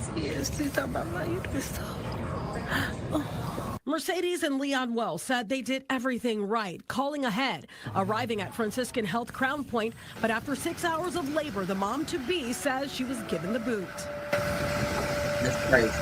Mercedes says contractions grew just 1 minute apart, but instead of treatment, they say they discharged her while she was in active labor. I just don't understand how, as a licensed healthcare worker, you could turn someone to the door to leave that's in excruciating pain. It's essentially like I was stripped of my dignity. I was stripped of my dignity as a person because I was treated less than an animal. 8 minutes after leaving the hospital, the couple says their worst fear became reality. On the highway, Mercedes felt the baby coming. Their daughter, Alina, was born on the side of the road, delivered by her father. Mentally messed up because as a husband, as a father, protector, I felt like I couldn't do nothing. The nurse that wheeled us down, we had 2 nurses and a security guard because they just knew we was going to just act up. Franciscan Health Crown Point declined to speak on camera, but in a statement said patient health is its top priority and that it has launched an internal investigation. The Wells family believes race played a role in how they were treated, and they've hired attorney Cannon Lambert, who is demanding action. Accountability does look like a meeting with the family. We're calling for a meeting with the administrators at Franciscan. Accountability looks like making certain that the woman that made the decision to kick her out of this hospital doesn't work there anymore. She shouldn't work there anymore. Emergency medicine experts say federal law EMTALA requires hospitals to screen and stabilize patients in labor before discharging them. Or the Emergency Medicine Treatment Labor Act. And this is a federal law in 1986, which all hospitals must comply, and that's 2 aspects of the EMTALA. That's we provide a screening and stabilization. And so that goes into question when you look at this video as it applies to stabilization. But again, this is not common practice. More women are turning to doulas. Do you think that more Black women are leaning towards doulas because they've heard of these traumatic experiences within a hospital setting? Absolutely. As concerns about safety and mistreatment during childbirth grow, a study in the Journal of Perinatal Education found 73% of pregnant women would hire a doula if insurance helped cover the cost, and half would if it counted toward their deductible. Licensed doula Marnisha Heiner says the rising demand reflects a need for someone focused solely on a mother's well-being as stories of denied care and disparities continue to surface. People are scared. More so women or people feel like hospitals are not a safe space for them. That's great. So I feel like when you're hiring a doula, you trust that person to carry what you cannot carry in a very traumatic, fast-pacing experience. So the doula is there to provide educational support, physical support, and evidence-based information. Despite making her grand debut on the side of the road mid-drive, baby Alina is doing just fine. Tia Ewing, Fox Chicago. So cute. All right, so we've seen a couple cases now where Black women are being mistreated and not being seen, and or getting medical care, proper medical care that they need when they're coming to hospitals to have babies. We just saw an Indiana woman who also was sitting in a wheelchair in full labor, where the nurse was acting like she didn't give no damn, was asking 100 questions why this lady is damn near about to push. She's telling her, I feel the baby right here. She started asking, so how many children do you have? So that woman, that nurse was actually fired. Okay, we gave you guys an update on that. This particular woman here that we just got done talking about, they are deciding to hire a lawyer up and go after said hospital for their treatment and having to have their baby on the side of the road when her contractions are 1 minute apart. 1 minute apart, you almost ready to damn push. So the fact that they turned her away and made her leave the hospital is very, very crazy. So yes, that's I feel like discrimination was definitely involved in that. And they should definitely lawyer up and do what they feel they need to do in that. So I'm glad that they did have a safe, healthy baby. Everything went well. But that needs to stop. I hope this is not getting ready to be a real thing where we keep seeing more and more Black women getting turned away from hospitals for medical care. It's crazy. Okay. And you should not have to feel like you got to hire no damn doula and have your babies at home in fear of being discriminated against when you go to the hospital, when that's what the fucking hospital is for. Right. Oh my God. So when people say racism do not exist anymore, lies. Racism still does exist when people feel like they can get away with it. But when you make that shit loud, that's how you got to do. Expose it. Anytime you see racism, that shit should not be still going on now. This is 2025. People who are still running around here acting like they are more superior over someone else because of their race. That's some ignorant shit. Grow up. We are all here. We all have to live on the same earth. If you feel that way about another person, you hate somebody else like that, there are other planets that your ass can fly to. Go down there to the Space Center down there in Alabama and tell them to send you to Saturn, or I don't give a fuck, Mars or somewhere else. Stay up there. If you have that much animosity towards Black people or someone else other than your race, go stay on another fucking planet. But as far as Earth, we all have to live here. All right? That's just how I feel. That's some ignorant shit. I don't like this person because they're dark. What? Get over it. That's some ignorant shit. Like, do you not have anything else to do with your life? Let's get into Remy Ma. She explains why she decided that she wanted to divorce Papoose. All right. Remy Ma explains why she is divorcing her now ex-husband Papoose after 16 years of marriage. Of course, you guys know their divorce is not finalized. They initiated by filing. She did not. Well, she says that he did not sign. So then he went and filed whenever she started talking about she didn't want to be with him anymore. So it sounds like it's a game of back and forth. Cat and mouse going back and forth to the courthouse to see who can beat who, I guess, to file. We did see during their social media back and forth where Papoose did go and file. He said, hey, I filed today. He showed proof where he went down and filed for divorce against Remy Ma. It doesn't appear that she may have signed off on it, or they may have finalized the divorce because they are obviously still married. I don't know what's going on in terms of why they're not doing it and they're holding this up. But Remy Ma did make a statement, okay, most recently, and she says that one day I just woke up tired of carrying the weight of a man who depended on my success. She said, I seriously was just done taking care of someone who was supposed to protect me. She said that my supposedly partner acted as her manager, took 20% of my income, but didn't contribute to bills or emotional stability. Just constant disrespect behind closed doors. Again, you don't know what a person go through in their marriage, relationship, or life. You see people out in public on red carpets, and you think, oh my God, that's the perfect couple. Oh my God, I just love their situation and or marriage. When behind closed doors, they're going through hell and they're miserable. As Remy Ma was saying, she was dealing with Papoose. She said, I often pretended online like I was very happy, even lying about gifts that I bought was from him. She said, even pretending that lying about gifts that were bought, that I bought, that were actually from him, but I still gave him credit as a supportive partner. She said, I guess that I can say that he is the best purse holder and shoe tire that I ever had. Remy. So I guess she said the only thing that he brought into the marriage was being a great purse holder and a person who just tied her damn shoes. But in terms of giving and or being that supportive individual, she's saying he was not. So I don't know. Again, you don't know what a person goes through in their marriage or in their home. Obviously, the two of them grew apart. It's sad to see because, I mean, he did hold her down when she did her stint in jail, or prison rather, for her violent tendencies. Y'all know she cracked somebody across the damn head with a bottle, and that ultimately landed her ass in jail. But he did stick by her. He helped raise her son while she was in jail as well, and he did come and see her, put money on the books, all the things. Maybe she forgot those when she was writing this post. I'm not sure. But at the end of the day, people grow apart, and she didn't feel like she was supported. Said he took 20% of her money, but did not want to contribute to bills. That's wild. You stayed in the same house, you got to pay something. If she's paying the mortgage, bitch, you pay the utilities. That's just how it works.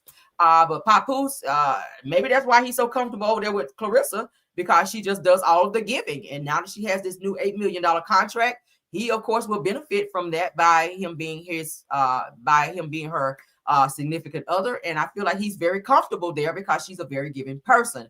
But in terms of Remy, she said, hey, as long as you giving, he gonna be there. So we're gonna see what it gives. Shout out to Remy Ma, shout out to Papoose, shout out to Clarissa, child. I hope they figure it out. Let's move on.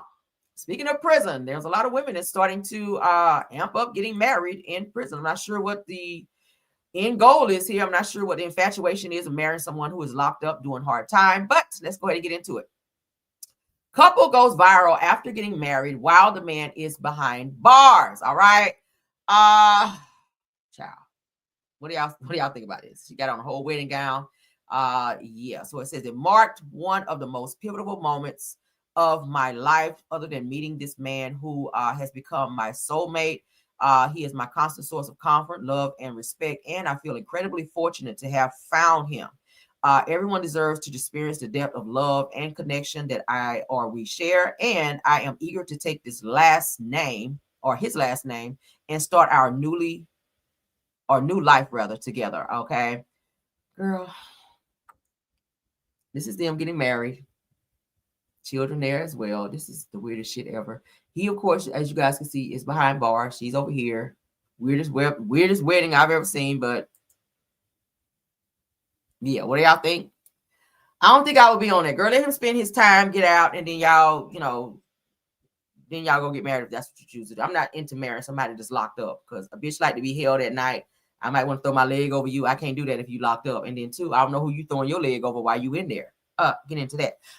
But yeah, I don't know about this. What do y'all feel about women going to prisons and or jails, marrying people who are locked up doing hard time?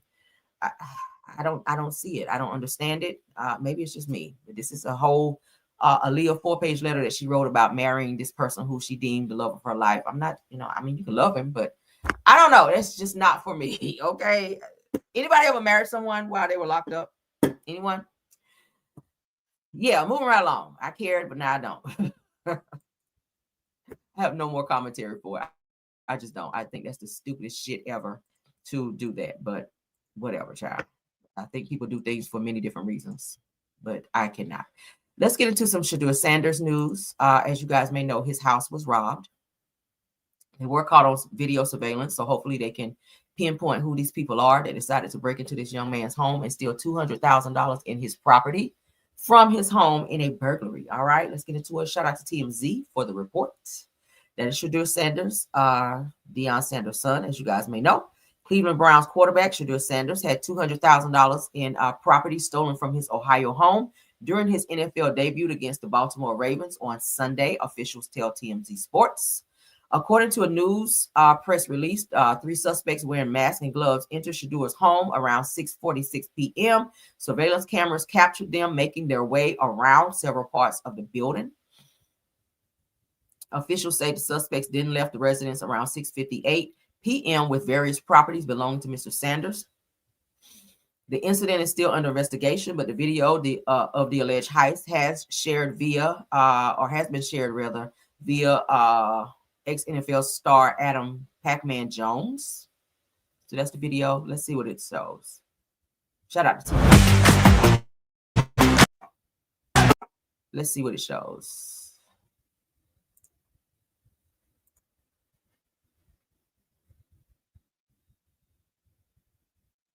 This has to be somebody he knows, because the amount of time that they went in and you were able to get $200,000 worth of stuff, it had to be somebody that may have been in his house before, or someone that he may know, because this was an in and out type of job. This is someone who may have been in your home. There's no way that they could be in there from that short amount of time. 6:47 and you're out 6:58, and you took over $200,000 worth of merchandise. This is someone who's probably been in his home or knows someone who's been in his home who told them where said merchandise had to be. I don't see a total stranger going into your house, a house that large, and just taking the amount of stuff that they took. I'm pretty sure that jewelry was involved. I'm pretty sure jewelry and some very expensive things were involved. But yeah, this sounds like an inside job. Absolutely. So as previously reported, Sanders was busy getting his first snaps as an NFL pro, taking over our fellow rookie and Brown starter, Dylan Gabriel, who left the game with a concussion. They said it wasn't the best outing for the former Colorado star. Throwing for 47 yards on 4 completed passes in the loss of the division rival. Okay. But shout out to Shedeur Sanders. Hopefully they find these guys who broke into his home and stole his prized possessions worth $200K. Again, I feel like that was an inside job because the timing in terms of how long it took. You came in the house, you broke in around 6:46 and you were out by 6:58. That's absolutely inside job. Somebody been in your house before, looked around. That's why you don't have everybody in your house. You don't have everybody in your house. You just don't. People come in looking around and they see things. That's why I said the most craziest thing, these celebrities on MTV Cribs, where you're showing people the inside of your home. They know the layout of your home. You're showing your jewelry. I saw a lot of rappers and celebrities say, "Oh, right here is where I keep my watches. Right here." You don't think people are watching that? Who was that I saw? Somebody, a rapper or somebody, someone broke into their home after they filmed MTV Cribs and stole a bunch of their jewelry. Thank God it was insured, but still, the simple fact that these people, you allow cameras into your home, and these people learn the inside of your home and were able to go right there to that place and steal your shit. That's why you have to watch who you allow into your home, your personal space. I don't allow a lot of people into my home unless I know you, because people will come into your house and steal your shit. Okay, so you got to be very aware of that. All right, you got to watch that. Moving right along. I don't care about that topic no more. Moving right along. Let's get into some reality TV topics. All right, we're almost there, you guys. I am working half a day today, so I don't have to rush too much, but yeah. All right, so let's get into some reality TV, Real Housewives of Potomac talk. All right, Kiana Stewart tries to incite drama about Stacey dating Monique's ex-husband. Y'all know who he is. All right, Chris Samuels, but Monique is not taking the bait, says that I would expect that he would date. So let's get into it. Oh, it's Chris. I'm sorry, guys. I did say we were going to do jam session. Let me go ahead and get that in now. I'm sorry. Y'all know I get to talking and I forget. Let's go ahead and do my jam session right quick because you guys sitting on the likes and we got to get these likes up. All right. Let's do that, please. All right. Tap on the like, please. Tap on the like, please.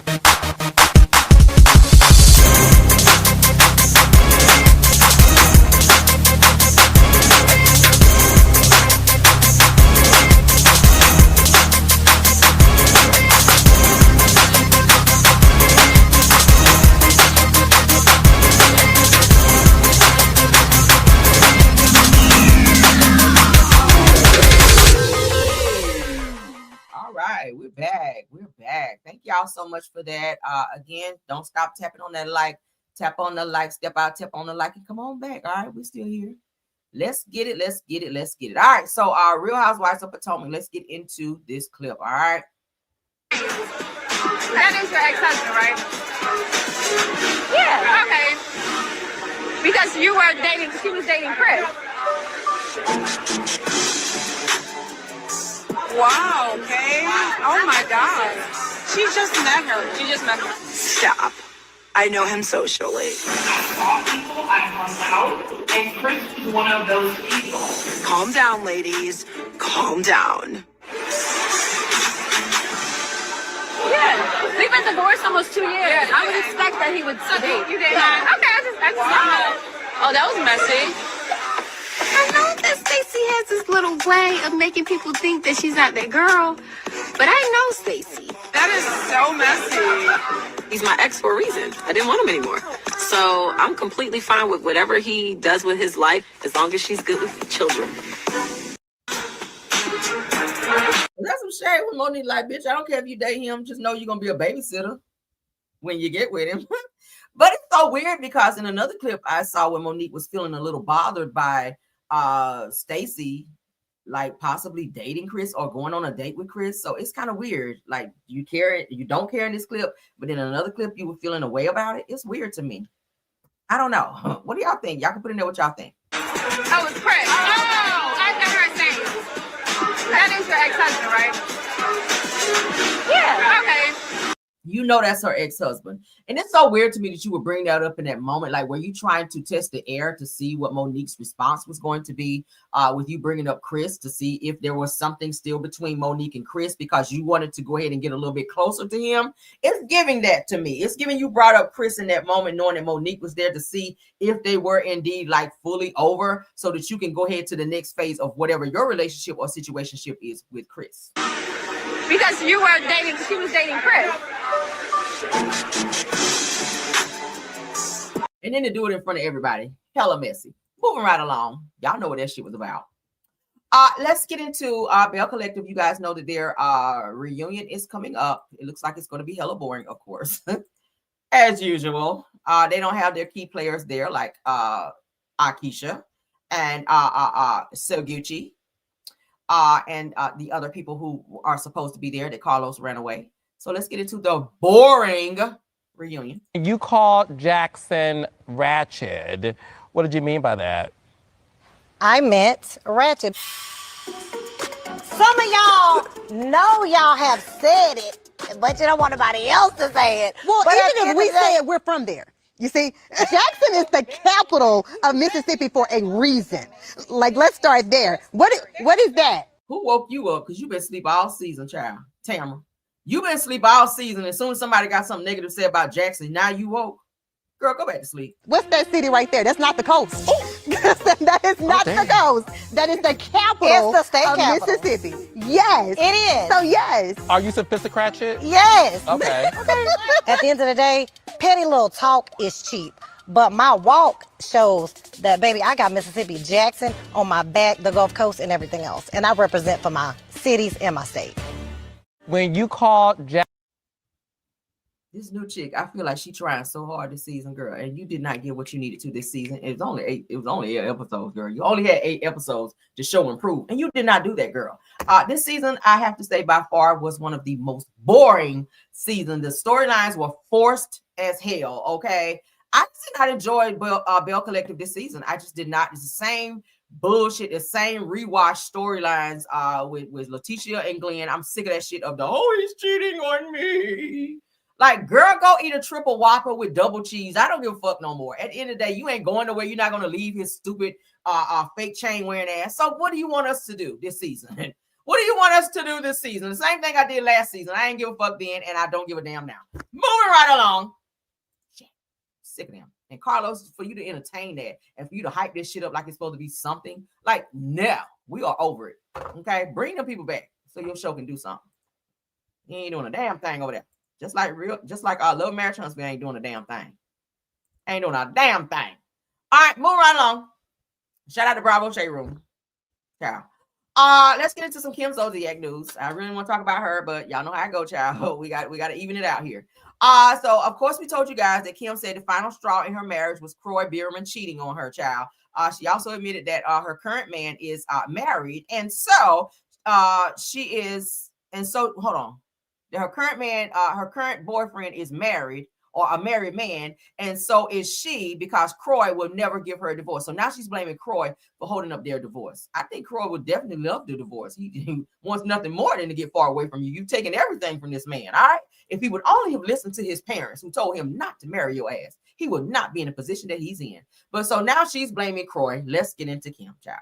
these days? I'm happy as hell. Okay. I'm so happy. I moved into my new house. I'm at peace. My There's a kids new are guy. great and healthy. There's a new guy. He's great. There are headlines that this man is a married man. You want to shut that down? I'm sorry. I'm legally married, and so is he. So he's been going through a divorce for years as well. So I don't know. I guess I'm supposed to wait until. Like, she's so bothered. I mean, the man asked you a reputable question. Like, he is married. So why does that make you so irritated? Because he asked you if your boyfriend was married. We already know he is. So why? She's like, oh. Like, why would you ask me that? Kim be doing fucking more. I'm legally divorced. It was the same way with Big Papa, though. When somebody mentioned Big Papa being married, she hated that shit. Like, she was the wife. Like, girl. Divorce, which I don't think Corey will ever give me a divorce. What was the final straw for you that you said, I gotta start over and get out of this thing? He cheated. Okay.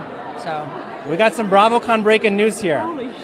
Do you see a light at the end of the tunnel here? I worked for 9 years, guys. Ooh. I provided for my entire family. Period. I think that's the biggest thing. Like, I've always worked. Always. I've never not worked. Yeah. We started actually working the Working your WAP and working a job is two different things. But go off. same profession, which is nursing. Nursing, yeah. Yes, I was a nurse first. Yeah. Yeah. And we miss it, right? Because I do we have any miss nurses it. in the house? Being a nurse and doing mouth crunches on married men is not the same. But go off again. We have nurses in the house. Yes, definitely. Give it up for the nurses in the room. We love nurses. We love nurses. I think what's really funny, guys, is that I spent all of my soon-to-be ex-husband's money. He didn't work for 9 years, guys. Ooh. I provided for my entire family. He didn't need to work. He had money in his retirement and his savings from the NFL. You ran through that, remember? Oh, okay. Let's continue. Divorce, on and off divorce with Croy. It stayed in the headlines. Where do you and Croy stand today? I mean, it's just impossible. I just don't understand, like, what is happening. It's just lots of money and no movement. And it's just, there's no co-parenting. It's disturbing to me. Thank you. Is there any, if you guys only knew. Her and Croy. If you only knew is all I'm going to say. No, I won't. I won't. You know why? I have kids. Here's where we're different, Croy and I. I have children. As much as I would love to share with you the truth, I will never, because of my children. Although they're aware, unfortunately, of the truth as well. Then share. If they already know the truth, then go ahead and say it. Maybe you haven't got your lie together yet. Let's continue. Have children that will read, and they do read everything. And that's where the divide between Corey and I is. Period. You don't talk and make up lies and all of this stuff and bash the mother of your children. And I'm a really good mom. I'm their stable home, their emotional stability, their mental stability, their financial stability is in my home. You have to protect their innocence. 100%. Yeah. I'm trying. It's not easy. Yeah. Divorce. This is so draining. In a marriage, it takes two. You can't just blame one person. I'm pretty sure Croy did some things that was, that really got on your nerves or whatever. But I feel like Croy was definitely the breadwinner. Y'all ran through his damn money. Croy was doing very well in the NFL. And that's sad that the damn Falcons didn't even want his ass no more. Even when he wasn't a great player anyway. But the fact that the NFL didn't want him anymore and y'all ran through his money, this man adopted your children as his own. And then you allow your children to speak negatively about him. And then you sit on panels and speak negatively about him. You should forever be in debt to Croy for how Croy took you in because you didn't have shit going on. You were barely on the show, off and on. That don't be tarred for the party bullshit. Yeah, you did get a spinoff, but where is that now? Okay.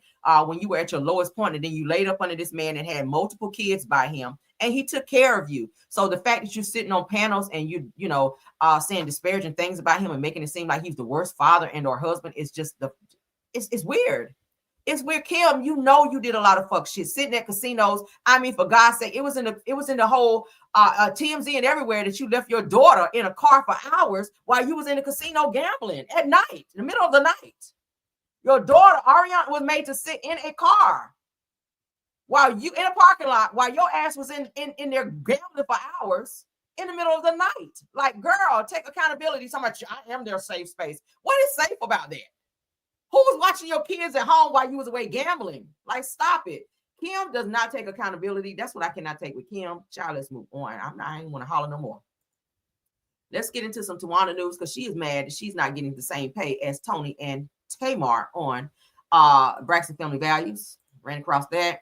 Ciao. Shout out to Braxton Family Values fan page. Tawanda Braxton, okay? The one who I don't like no more. bald-headed lion thing, reportedly expressed her frustrations to WeTV producers after learning that Tamar and Tony were being paid significantly more for the Braxton's revamped series. Y'all know it was Braxton Family Values, and now they had to change it to the Braxtons. Braxton Family Values was produced and put together by Tamar and Vince during the time that they were married. They put the money up for the show for Tawana and them to even get a check. All right, including for Tony. Tony was also an executive producer on the show before, as she is now, as far as Tamar as well. Tamar put up a lot of money, and she is behind a lot of the production for the Braxtons as well. So Tamar she's like the puppet master behind this shit. But I feel like Tawanda is feeling a certain type of way that Tamar is getting paid more, including Tony. So Tawanda felt that the entire cast should be compensated equally. Why? When you're not putting in. See what I mean? You ain't putting in. So especially since, according to her, she said that they were filming more scenes and carrying more of the show. You filming your wedding and WeTV having to pay for your wedding, girl, and you put nothing in, sit down. So it said that she allegedly revealed that she only received $250,000 for her role, and that's before taxes, while Tamar and Tony secured much higher payouts. How you know what they got paid? Because from what I understand, everything was done contractually where they signed off on what they were getting paid. So did you see their contracts? How do you know what they were being paid? You should be happy you're getting a check at all because you brought absolutely nothing to the show in no season. Okay, in no season. Sources claim that Tamar hired a lawyer to negotiate her return, and Tony negotiated her compensation as well, leading some fans to wonder if Tawanda has a point about fairness. I'm gonna say this right here. You guys are being paid by star power. Everybody knows that Tony is the star. Tony's here. Up under Tony is going to be Tamar. All right. Up under Tamar, I would say Trina, and then will fall Tawanda. Tawanda, you bring nothing. You have really nothing going on outside of you being on Braxton Family Values. I haven't heard an album from you. I haven't heard anything from you. I mean, at least Trina is a real estate agent. At least she does have a bar. At least she does have her own like little cooking show type situation. You know, Trina got her own shit outside of that. We don't hear anything about you, Tawanda, except you complaining about what you're not getting and taking when you don't get it. It just shit is weird. Let's continue. Said, or if it comes down to her accepting the contract that she was offered, you did sign off on what they agreed to pay you. So if you saw on the paper where it said $250,000, which is what you were going to get before taxes, then that's just what you get. If you did not want that, then you should have said, well, I'm not going to be able to film the show. I don't think we would have missed you because, again, you bring nothing to the show. You having your wedding this season, I don't think made the show because nobody cared. We entertained it, but I don't think we cared. I mean, thank me for giving you some clout because I did share your little wedding over here on my show as well. So, yeah. But other than that, I don't think we care, Tawanda. You bring absolutely nothing, dear. So, do I feel you should get paid the same as Tamar and Tony? I do not. I do not. I really do not. They said, what do you guys think? Should everyone be paid the same, or is this just a business deal? It's business. It's business. Be mad at yourself for not going out there, putting yourself out there and doing what you need to do. Now, do I recommend you go out there and do an album? Fuck no, because you can't sing from the videos that I've seen, which hence the reason that you are a background singer. But I don't know what it is that you're good at besides stealing, and that can't be a profession legally. But I don't know, Tawanda, just continue to do what you've always done. Be in the background. Be in the background. Continue to be a doo-wop pop chick because that's what you've been doing all of your life, getting paid for that. I don't know what you're good at. Besides lying, I don't know. You want to be a liologist? I don't know. But in terms of you getting paid the same as Tony and Tamar on this show, I don't see it happening. I don't see it happening. Be happy that you're on the show. Be happy that we're watching you because, again, girl, you're not a star. You are annoying. That's what you are. Moving right along. I got no more for her. Let's get into some Nene Leakes news. As you guys know, she sat down with Carlos King yesterday. Carlos felt very nostalgic and very upset that the fact that Nene was not at BravoCon. Why would she be there? She's not been on any Bravo shows in quite some time. The BravoCon is for all of the girls who are on Bravo shows. All right. Notice you didn't see Kenya Moore there as well. You didn't see Britt Eady there as well. All right. They left on bad notes. Shit. Carlos has a soft spot for Nene Leakes. He loves Nene. I like Nene as well. All right. But let's go ahead and get this up on the screen so we can look at this. We're going to look at a few clips. And one I need to add. Hold on. I hope you guys are enjoying the show thus far. I didn't mean to go off on Tawanda like that, but I did. Shit, Tawanda annoys the fuck out of me. I'm sorry, y'all. I really be trying. I really be trying to like Tawanda, but Tawanda just sends me to oblivion, just way out there, and I can't never find my way back when Tawanda pisses me off. Okay, like she just really sends me, y'all. She does. Give me a second because I need to pull up this last clip here.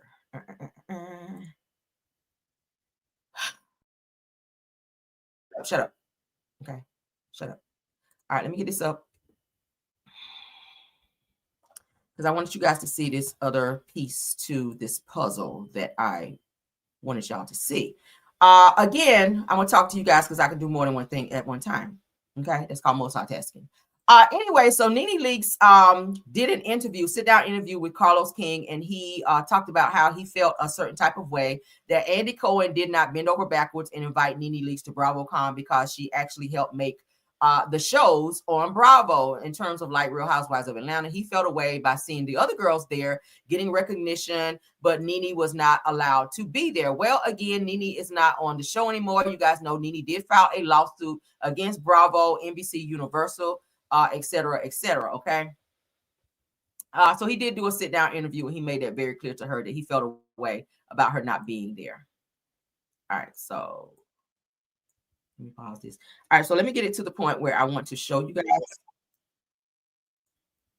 All right, because I want you guys to hear what Nene had to say. We're going to look at a few little clips, all right? We're not going to look at the whole entire interview because I don't feel like it.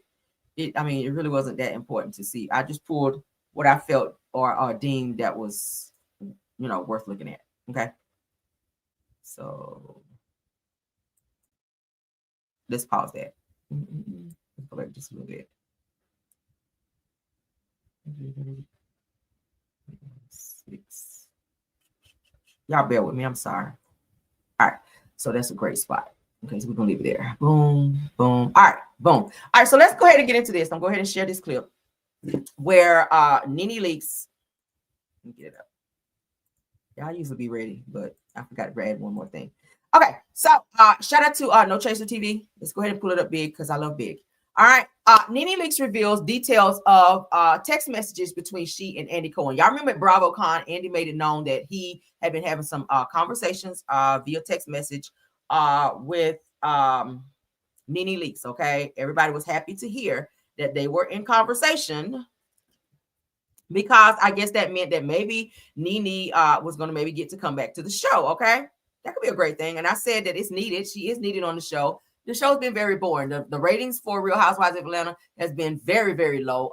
They did kind of switch things up a little bit this season by bringing on some new faces. I do hear, well, we know that K. Michelle will be on there. Tammy Waka Flocka's ex-wife, I hear, will be making some appearances as well this season. So we're going to see what it gives. We're going to see what it gives. But it would greatly be nice to see. It would be nice to see Nene Leakes make some appearances as well. Let's go ahead and get into this clip. Shout out to, again, No Chaser TV, where Nene Leakes talks about what she talked about in conversation with Andy Cohen. All right, let's go. Say obviously whatever you feel comfortable saying, but you two have been texting, according to him. If so, do you want to share what y'all been texting about, or how you guys came to that? Well, we haven't texted about my return or me doing anything. Most of you guys know that my son was sick, and so he was texting me about my son being sick. Okay. Yeah. Which was a very nice gesture and a very nice text message. But yeah. We've texted before that, though. We actually text months before that. So, you know, listen, I mean, everybody asks me about, you know, Andy and I. I'm not holding any grudges over here. I'm also not that kind of person, though. I'm not saying that you can do anything to me and I can forgive you, but I'm definitely the kind of person who doesn't hold grudges forever. To me, that takes a lot of energy. I'm just not into it. Everybody moves on when they feel they need to move on. So I feel like I've healed from the situation. So I'm in a good place. Okay, so great for her. So she said that Andy Cohen did reach out to her to ask her about her son who was sick. Y'all know her son, Bryce? No. Anyway, her youngest son who was sick in the hospital when he had that stroke and some other medical conditions. So she said Andy did reach out to her, which I think was very good. Nice of him to do, being that he and Nene were really not on speaking terms. So by him doing that, it kind of did open the door for them to be speaking again. And he also had other conversations with her as well. So I'm happy that they are getting, back to that place again, because he and Nene used to really be tight. So it could open a door. Andy is a hard egg to crack when you piss him off, it seems. Okay. But Carlos, I think you need to stay the fuck out of it. Okay. You have nothing to do with Bravo. I get it that you like Nene, but understand, and I said this before, if one of your people on your panels would have filed a lawsuit against you and did video after video saying some negative shit about you and going off on you, I don't think you would be that quick to want to forgive said person and say, here's a job back on my network again. I don't think you're going to be quick to do that. So you got to understand where Andy Cohen is coming from. I know you don't like Andy because Andy is that dude. All right. I prefer Andy over Carlos. I said it right here on my show. But what you got to understand is when Nene sued the network, that was a slap in Andy's face. He felt betrayed and he was upset about this shit because he gave Nene top tier everything when it came to being on Real Housewives of Atlanta. Like, she got preferential treatment over everyone, and they knew that. So for her to do that because she did not get a spinoff show of her own, among other things, she was saying that he was being, racist. She called him a racist because Kim Zolciak got tardy for the party, her spinoff show. And she said for years she pitched her own show for Greg, and her kids to have their own show, and Bravo kept, turning it down. So she was like, hey, I'm filing a lawsuit because you guys are racist. Y'all didn't Kim get a show. Y'all won't give me a show. And it gave Andy a bad taste in his mouth. So when she filed that lawsuit, he was just like, I'm not fucking with her no more for a while. Or probably ever. But the fact that he is speaking on her, he did speak highly of her, and he was nice about it at BravoCon. So great. Give things time. So Carlos, you ain't hurrying nothing up by doing no interview with Nene. You're not doing it. He felt away. So you should have been at BravoCon. You should have this. You should have that. Okay, Carlos. Okay, Carlos. All right, let's continue because there's more. There's more. So Nene says in this clip right here, okay, she made a comment that she want to knock Claudia Jordan's teeth out. Child. I was like, ooh, what? Y'all know Claudia on this past Messy Monday said some things about Nene Leakes not taking accountability and having this what's the word she used? Entitlement. That Nene has this sense of entitlement. I can see that a little bit. Okay. As much as I like Nene, I do feel like Nene had this sense of entitlement. Even at the reunion, the last reunion that she was a part of for Real Housewives of Atlanta, during the time they had COVID. Y'all remember when they had COVID and they were like online, and all the girls had the different pictures or whatever up where they were on social media doing the reunion by way of social media. Nene had like this attitude, like she don't owe nobody no explanation. Nobody can ask her a question. Like, she was very rude, and she ended her part of the reunion before the reunion was over, and that pissed Andy off. He was like, hell no. Like, you don't get to come up here and everybody else get to ask questions, and other people have embarrassing moments, and as soon as somebody like get on your ass, you click your button and end the whole damn reunion. He was pissed by that. He was very pissed by that. So I think things kind of went downhill from there, because Nene she did start feeling herself a little bit by being on the show, knowing, one, that she was the highest paid housewife on the show. And then two, her head kind of got a little big for her britches. And she just kind of started treating people like they should bow down to her on the show. Again, do I feel Nene is great TV? I do. But I feel like her position on the show kind of did get to her head a little bit, right? But let's get into this topic here. Nene Leakes tells Carlos King her Real Housewives of Atlanta all-star list, which will be 8 women that she names off in terms of who she would choose if there was a show that they would put out for her and said people to be a part of. Let's get into it. You could create your own all-star Real Housewives of Atlanta show, past and present, Housewives of Atlanta only. Which girls would Nene want to be a part of it for, a special, if one was given? Who would you choose? I if we're talking about Atlanta, I think that when the viewers are watching the show, they always somehow want to see me and Kim. So it's kind of impossible to not put Kim a part of it because I think people just even love seeing me and Kim fight. They don't really care how they see Kim and I, just as long as they see us, So even us fighting, we've had some of the most iconic fights. So I think it has to start with Kim and I. Let me think. Now, how many of these girls I have to pick? You can pick as many as you want to. The comfortable number would be up to 8 to make sense. Okay, so we have to have Kenya Moore. Kenya Moore is iconic in her own way, and I'm happy. I would love to have her. She's Phaedra Parks, Portia Williams. I don't know. Is that it? Would that be it for you? That's 5. I would put Sheree in. I think Sheree. Sheree will be a good fight. Yeah, with someone. We don't always get along, but just to see her eat all the food, you might as well bring Candy to eat everybody's food up. That was a read. And for 8, let me see who the 8th person would be. The 8th person I probably would bring on would be Claudia, so I can punch her in her mouth. How about that? Yeah, Claudia, let's go. Yeah, girl. I know you want it. I know you want it. Reality with the King is streaming on all platforms. Claudia kind of went in a little bit on Nene for Messy Monday, saying that she does have this sense of entitlement. Y'all know Claudia and Nene had their moment on Real Housewives of Atlanta where they were reading each other down. And Claudia, I ain't gonna hold you. Claudia, you cleared Nene. You really did. Nene, she tried. Nene was fighting, honey, but baby, Claudia's mouth, Nene could not match Claudia's mouth. Claudia has a very reckless mouth if you piss her off. And baby, that scene where she and Nene was going back and forth, she cleared Nene. I ain't gonna hold you. She did. So for her to say what she said about Nene, I think Nene saw the clip. Somebody sent it to her according to what she was saying in the interview. So when she had a chance to respond, she definitely said she want Claudia to be there so she could punch her in the mouth and knock her damn teeth out. So because she feels that Claudia talks too damn much. What y'all think about that? Yeah, Claudia did eat her ass up. She really did. All right.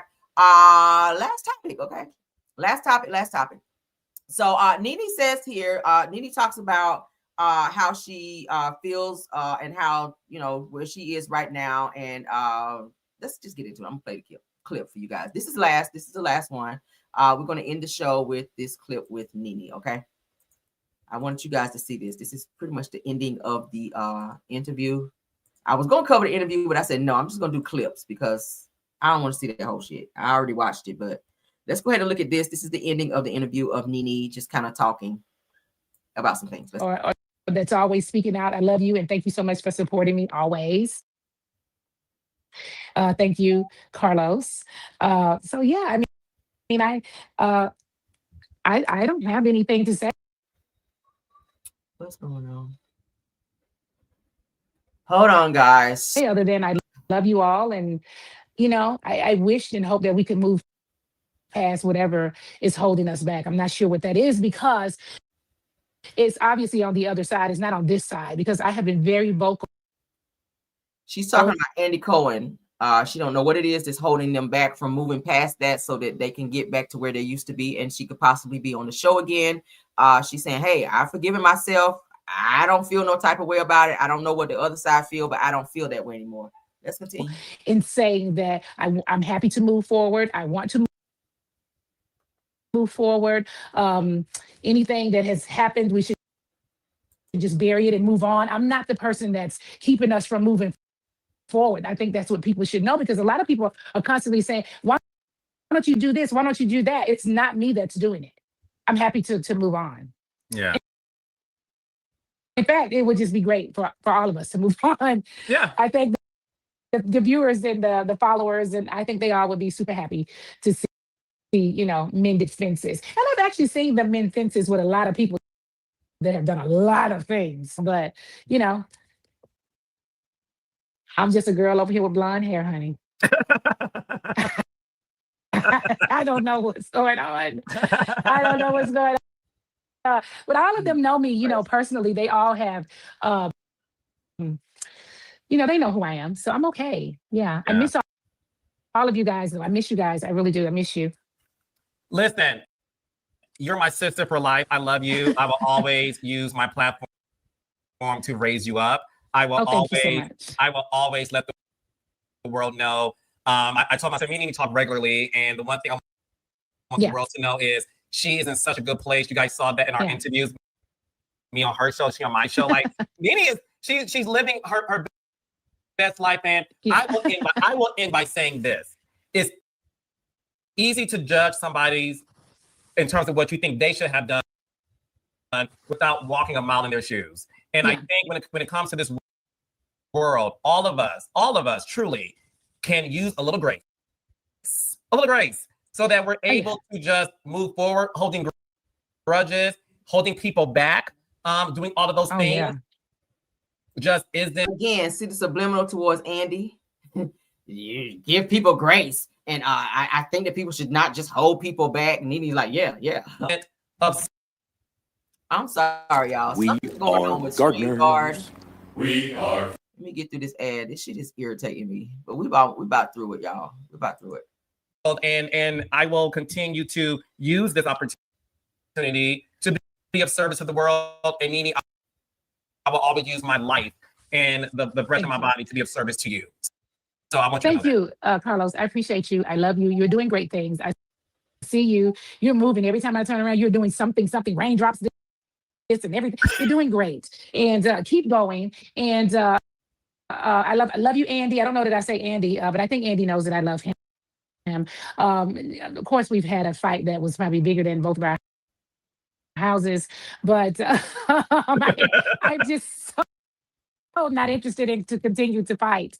I'm so happy to move on. I saw so many girls at the at BravoCon that came down my timeline. I thought everybody looked great. Yeah. I mean, what can you say? I mean, there's nothing to say. Yeah, you said it all. You said it enough. I love you, sister. Thank you for hopping on. Enjoy the rest of your evening, bitch. And listen, guys, follow Nene Leakes on social media platforms. All right, so that's the end. So Nene was like, look, I don't have any interest in continuing to fight. Me and Andy had our fight. I'm not the one that's still holding on to the grudge. I'm willing to let it go. You don't really control when a person let go of things, but Carlos, y'all hear his subliminal because he don't really see it for Andy like that. I feel that he's feeling a little way about Andy not allowing Nene to come back on the show because he does have a soft space for Nene. Carlos can't afford to pay Nene, putting her on his platforms. You got to have money to pay Nene. Nene likes money. Nene was getting paid $1 and $2 million when she was on Real Housewives of Atlanta. Carlos can't afford to pay Nene that on his platforms, okay, under Kingdom Reign Entertainment. Now, you can give her some little this and that, interviews or whatever, but in terms of having her back on our screens, Carlos can't afford that. It has to be under Bravo in order for Nene to be back on our television screens, and Carlos knows that. But he's going to throw his shade towards Andy because I feel that he is jealous of Andy and the position that he holds. Andy is the doorkeeper. He's the gatekeeper to Bravo. If you fuck up on Bravo and piss Andy off, you ain't getting on Bravo, and that's just how that shit works. Andy is like this. He holds the gate. He's the key holder to getting your ass back up in there. So if you want things to be smoothed over to where you can get them Bravo checks again, you're going to have to clear that shit up with Andy. Okay, so don't listen to Carlos King if you want to. I'm happy that she is speaking to Andy again, though, and I'm happy that she vocalized, I love Andy, I love all of that. I really hope they can get past that so that they can figure this thing out. Because, again, I do feel that Nene is great TV and that she would be great on the show. What do y'all think? Put it in the comments, all right? That's the end of my show. Let's stop sharing. I hope you guys enjoyed all the topics that we discussed on our show today. All right, is it on some other major network? Probably, but I enjoy her on Bravo. I really do. I miss Nene being on the show. I really do. Nene was a whole Kiki, honey, on the show. Read downs, all of that. She's crazy as hell. Just her catchphrases, just her presence, her facial expressions, everything about her I enjoy. So, yeah, I hope they can fix it. I really do. It takes time. Time heals all wounds, honey, and that's all it's going to take. Carlos, you ain't hurrying shit up by doing no interview with Nene. You just really not. Andy don't see it for your ass anyway. But anyway, thank you to my top flight mods for doing an awesome job. True TV Podcast, Tyra, KBR, Sweet Esther, Scorpion Miss, and Rose Armstead. Thank you guys all for doing an awesome job of keeping the trolling down for me. Also to my content creators who stopped by here when you could have been on your own platforms. You guys always come by and support me.